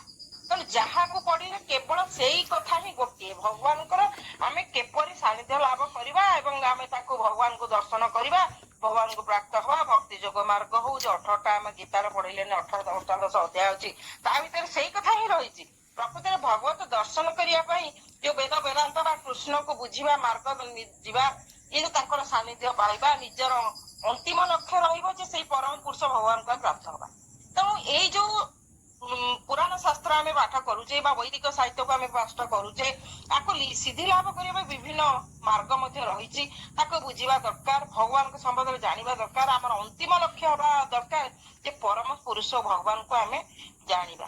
ଏବଂ ଏଇ ଶ୍ଳୋକର ମୁଖ୍ୟ ଉଦ୍ଦେଶ୍ୟ ହଉଛି ଯେ ଆମେ ବେଦର ଲକ୍ଷ୍ୟ କଥା ଭଲ ଭାବରେ ବୁଝିବା ଏବଂ ଆମେ ମଧ୍ୟ ଠିକ ସ୍ଥାନରେ ପହଞ୍ଚିବା ଏବଂ ପୁରୁଷୋତ୍ତମ ଭଗବାନଙ୍କୁ ଆମେ କିପରି ତାକୁ ମାନେ ନିଜେ ବୁଝିପାରିବା ଏବଂ ଜାଣିପାରିବା। ତେଣୁ ଦୁଇ ପ୍ରକାରର ଯୋଉ ଜୀବ କଥା ଏଠି କହିଥିଲେ, ଯୋଉ ମୁଁ ପୂର୍ବରୁ ଆଲୋଚନା କରୁଥିଲି, କ୍ଷର ଅକ୍ଷର କଥା ଯୋଉ ରହିଛି, ଯେ ଭୌତିକ ଜଗତରେ ପ୍ରତ୍ୟେକ ଜୀବ ହଉଛନ୍ତି କ୍ଷର, କିନ୍ତୁ ଆମେ ତାକୁ ଭଲ ଭାବରେ ଜାଣିବା ଦରକାର। କାରଣ କ୍ଷରଟା ସବୁଠି, ଏଇ ଚିଦ୍ ଜଗତଟା ପ୍ରତ୍ୟେକ ଜୀବ ହଉଛନ୍ତି କ୍ଷର। କ୍ଷରରୁ ପ୍ରତ୍ୟେକ ଜୀବଙ୍କ ଭିତରେ ଅକ୍ଷର ଅର୍ଥାତ ଯୋଉ ଅଭ୍ରାନ୍ତ ଅଟେ, ଯୋଉଟା ଭ୍ରାନ୍ତିକର ନୁହେଁ। ଆମେ ପୂର୍ବରୁ ଯାହାକୁ ଭଗବାନଙ୍କୁ ବ୍ୟାସଦେବ ସେଇ ଅବତାର ବେଦାନ୍ତ ସୂତ୍ରରେ ମଧ୍ୟ କହିଥିଲେ ଯେ ଭଗବାନ ବେଦାନ୍ତ ସୂତ୍ର ବିଷୟକୁ ସଂକ୍ଷେପ ଭାବରେ କହିଥିଲେ। ସେ କହୁଥିଲେ ଯେ ଯେତେ ଅସଂଖ୍ୟ ଜୀବ ଅଛନ୍ତି ସେମାନଙ୍କୁ ଦୁଇ ଭାଗରେ ବିଭକ୍ତ କରାଯାଇଛି, ଯଥା ଗୋଟେ ହେଲା କ୍ଷର ଆଉ ଗୋଟେ ହେଲା ଅକ୍ଷର। ଅର୍ଥାତ ଆମେ ଗୋଟେ ହଉଛି ଭ୍ରାନ୍ତ ଆଉ ଗୋଟେ ଅଭ୍ରାନ୍ତ। ଜୀବଗଣ ଭିତରେ ସନାତନ ପୁରୁଷ ମାନଙ୍କର ଭଗବାନ ବିଭିନ୍ନ ଅଂଶ କରିଛନ୍ତି। ଗୋଟେ ହେଲା ଭ୍ରାନ୍ତ ଅଂଶ। ଅନେକ ଲୋକ ଅଛନ୍ତି ଭଗବାନଙ୍କୁ ଦ୍ୱୈତବାଦ ଭାବରେ ଭାବନ୍ତି, ଭଗବାନ ନାହିଁ ବୋଲି ହେତୁବାଦୀ ମାନେ କହନ୍ତି ଭଗବାନ ନାହିଁ। ତେଣୁ ସେମାନଙ୍କ ଭିତରେ ଯୋଉ ବିଭେଦତା ସୃଷ୍ଟି କରିଛନ୍ତି, ତେଣୁ ଭ୍ରାନ୍ତ ସୃଷ୍ଟି କରିଥାନ୍ତି। ତେଣୁ ଅଶେଷ ଅଶେଷ କୃତଜ୍ଞତା ସାଧୁବାଦ ଦଉଛି। ତାଙ୍କର ବାଣୀରେ ବହୁତ ଉଚ୍ଚକୋଟୀର ଥିଲା, ତାଙ୍କ ବାଣୀ ଭିତରେ ବହୁତ ଉଦାହରଣ ଦେଇଥିଲେ ଏବଂ ସୁନ୍ଦର ଭାବରେ ମଧ୍ୟ ସଙ୍ଗୀତର ମୂର୍ଚ୍ଛନାରେ ମାନେ ଭରପୁର କରିଦେଇଥିଲେ, ଯାହାକି ଅନୁଷ୍ଠାନକୁ ମନ୍ତ୍ରମୁଗ୍ଧ କରିଦେଇଥିଲେ। ଆଉ ତାଙ୍କର ବାଣୀ ବି ବହୁତ ସରଳ, ସାବଲୀଳ ଏବଂ ମଧୁର। ଏବଂ ସିଏ ମଧ୍ୟ ସୁନ୍ଦର ଭାବରେ ଏଇ କଥାକୁ କହିଥିଲେ, ମଣିଷ ଜନ୍ମ ମୃତ୍ୟୁ ଚକ୍ରରେ ସବୁବେଳେ ଘୁରୁଥାଏ। ଜନ୍ମ ଯେତେବେଳେ ମଧ୍ୟ ସିଏ ନିଜେ କେବେ ଜଗତ ଅସ୍ଥାୟୀ, ତେଣୁ ସତ୍ୟ ହଉଛି କେବଳ ଭଗବାନ। ତେଣୁ ପରମ ପୁରୁଷ ଭଗବାନ ହିଁ ସତ୍ୟ, ଆଉ ସବୁ ଅସତ୍ୟ। ତେଣୁ ଅସତ୍ୟ ଜଗତରେ ଆମେ ଯେତେବେଳେ ଜନ୍ମ ନେଇଛେ, ଏଇ ଭୂତ ପ୍ରକୃତିରେ ଆମେ ସବୁ ବନ୍ଧିତ ହେଉଛେ। ସେ ଭୂତ ପ୍ରକୃତିରୁ ଜୀବ ପରିବର୍ତ୍ତନ ହବା ହିଁ ନିହାତି ଆବଶ୍ୟକ। ଏ ଚିଦ୍ ଜଗତରୁ ଶରୀର ଭୂତ ପଦାର୍ଥ ଠାରୁ ଯୋଉ ସବୁ ଗଠିତ ହଉଛି, ତାହାକୁ ପରିବର୍ତ୍ତନ ତ ହୁଏ ନାହିଁ। ଭୂତ ପଦାର୍ଥ ଗୁଡିକ ଗଠିତ ହେଇଛି ଯୋଉଗୁଡିକ, ସେଗୁଡା ପରିବର୍ତ୍ତନ, କାରଣ ପଞ୍ଚଭୂତର ସେ ଭୌତିକ ଜଗତରେ ଜୀବ ମାନେ ପରିବର୍ତ୍ତନ ହବା କଷ୍ଟସାଧ୍ୟ। ତେଣୁ ବିଭିନ୍ନ ପ୍ରକାର କଥା ଅଛି, ଜନ୍ମ ହବ, ମୃତ୍ୟୁ ହବ, ମଧୁମୟ ଏବଂ ସମସ୍ତଙ୍କ ଭିତରେ ତାଙ୍କର ଯୋଉ ଦିବ୍ୟତା ଥାଏ, ସେ ଦିବ୍ୟତା ଭରପୁର ହେଇଯାଏ। ମୁଁ ସେଇଥିପାଇଁ ସୋମବାରଟି ମାଙ୍କୁ ରଖେ ଲକ୍ଷ୍ମୀ ସ୍ୱରୂପା ମାଙ୍କର ହୃଦୟରେ ଅଶେଷ ଅଶେଷ କୃତଜ୍ଞତା ଦେବି କଣ, ସାଧୁବାଦ ଦେବି କଣ। ସେ ତ ସୁନ୍ଦର ଭାବରେ ଏଇ ଧାରାରେ ସେ ପୁରା ମୂଳରୁ ସେ ରହିଛନ୍ତି, ଯାହାକି ତାଙ୍କର ସେଇଥିପାଇଁ ନିର୍ବିକଳ୍ପ ସ୍ୱାଧୀ ନାମରେ ତାଙ୍କର ଯୋଉ ମାର୍ଗ, ସେଇ ମାର୍ଗ ତ ପୁରା ସ୍ୱତନ୍ତ୍ର ମାର୍ଗ। ସେଇ ମାର୍ଗରେ ସେ ରହିଛନ୍ତି। ତାଙ୍କର ଯୋଉ ପ୍ରକାରର ଆମେ ତାଙ୍କ ସାନ୍ନିଧ୍ୟରେ ବି ମଧ୍ୟ ପ୍ରାପ୍ତ ହେଲେ ଆମର ମଧ୍ୟ ଦିବ୍ୟତା ଆସିବ। ସେଇଭଳି ଜଣେ ମାତୃଶକ୍ତି, ଯାହାକି ଆମ ଦିବ୍ୟତା ଭିତରେ ଆମର ଅନୁଷ୍ଠାନ ଭିତରେ ପ୍ରବେଶ କରୁଛନ୍ତି। ମୁଁ ସେଇଥିପାଇଁ ସୋମବାର ମାଙ୍କୁ ରଖିଥିଲି ଯେ ଲକ୍ଷ୍ମୀ ପ୍ରତିମା ମାଙ୍କର ଆଜ୍ଞା ଆବିର୍ଭାବ ହୁଅନ୍ତୁ। ତେଣୁ ଆଜି ସୋମବାର ମାଙ୍କୁ ରଖିଥିଲି। ମାଙ୍କୁ ହୃଦୟରୁ ଅଶେଷ ଅଶେଷ କୃତଜ୍ଞତା ସାଧୁବାଦ ଦଉଛି। ଆଉ ଯଦି ମୋ କହିବା ଭିତରେ କିଛି ଦୋଷ ତ୍ରୁଟି ଥାଏ ଯାହାକି ମାନେ ମହନୀୟତା ଗୁଣରେ ନିଶ୍ଚିତ ରୂପେ କ୍ଷମା ଦେବେ। ତେଣୁ ମାଙ୍କୁ ଆଉ ଥରେ ମଧ୍ୟ ବିନମ୍ରତା ସହିତ ପ୍ରଣାମ ଜଣେଇ ମୁଁ ସାଧୁବାଦ କୃତଜ୍ଞତା ଦେଉଛି। ଦୟାକର ଲକ୍ଷ୍ମୀପତି ଶୁଭେ ପାହୁ ଆଜ ରାତି। ଦୟାକର ଲକ୍ଷ୍ମୀପତି ତୁମ ଦୟା ବିନା ପ୍ରଭୁ ନାହିଁ ମୋର ଆନଗତି। ଦୟାକର ଲକ୍ଷ୍ମୀପତି ଶୁଭେ ପାହୁ ଆଜ ରାତି। ଦୟାକର ଲକ୍ଷ୍ମୀପତି ତୁମରି କଳା ବଦନ ମନେ ମନେ করে ধ্যান। তুমরি কলা বদন মনে মনে করে ধ্যান।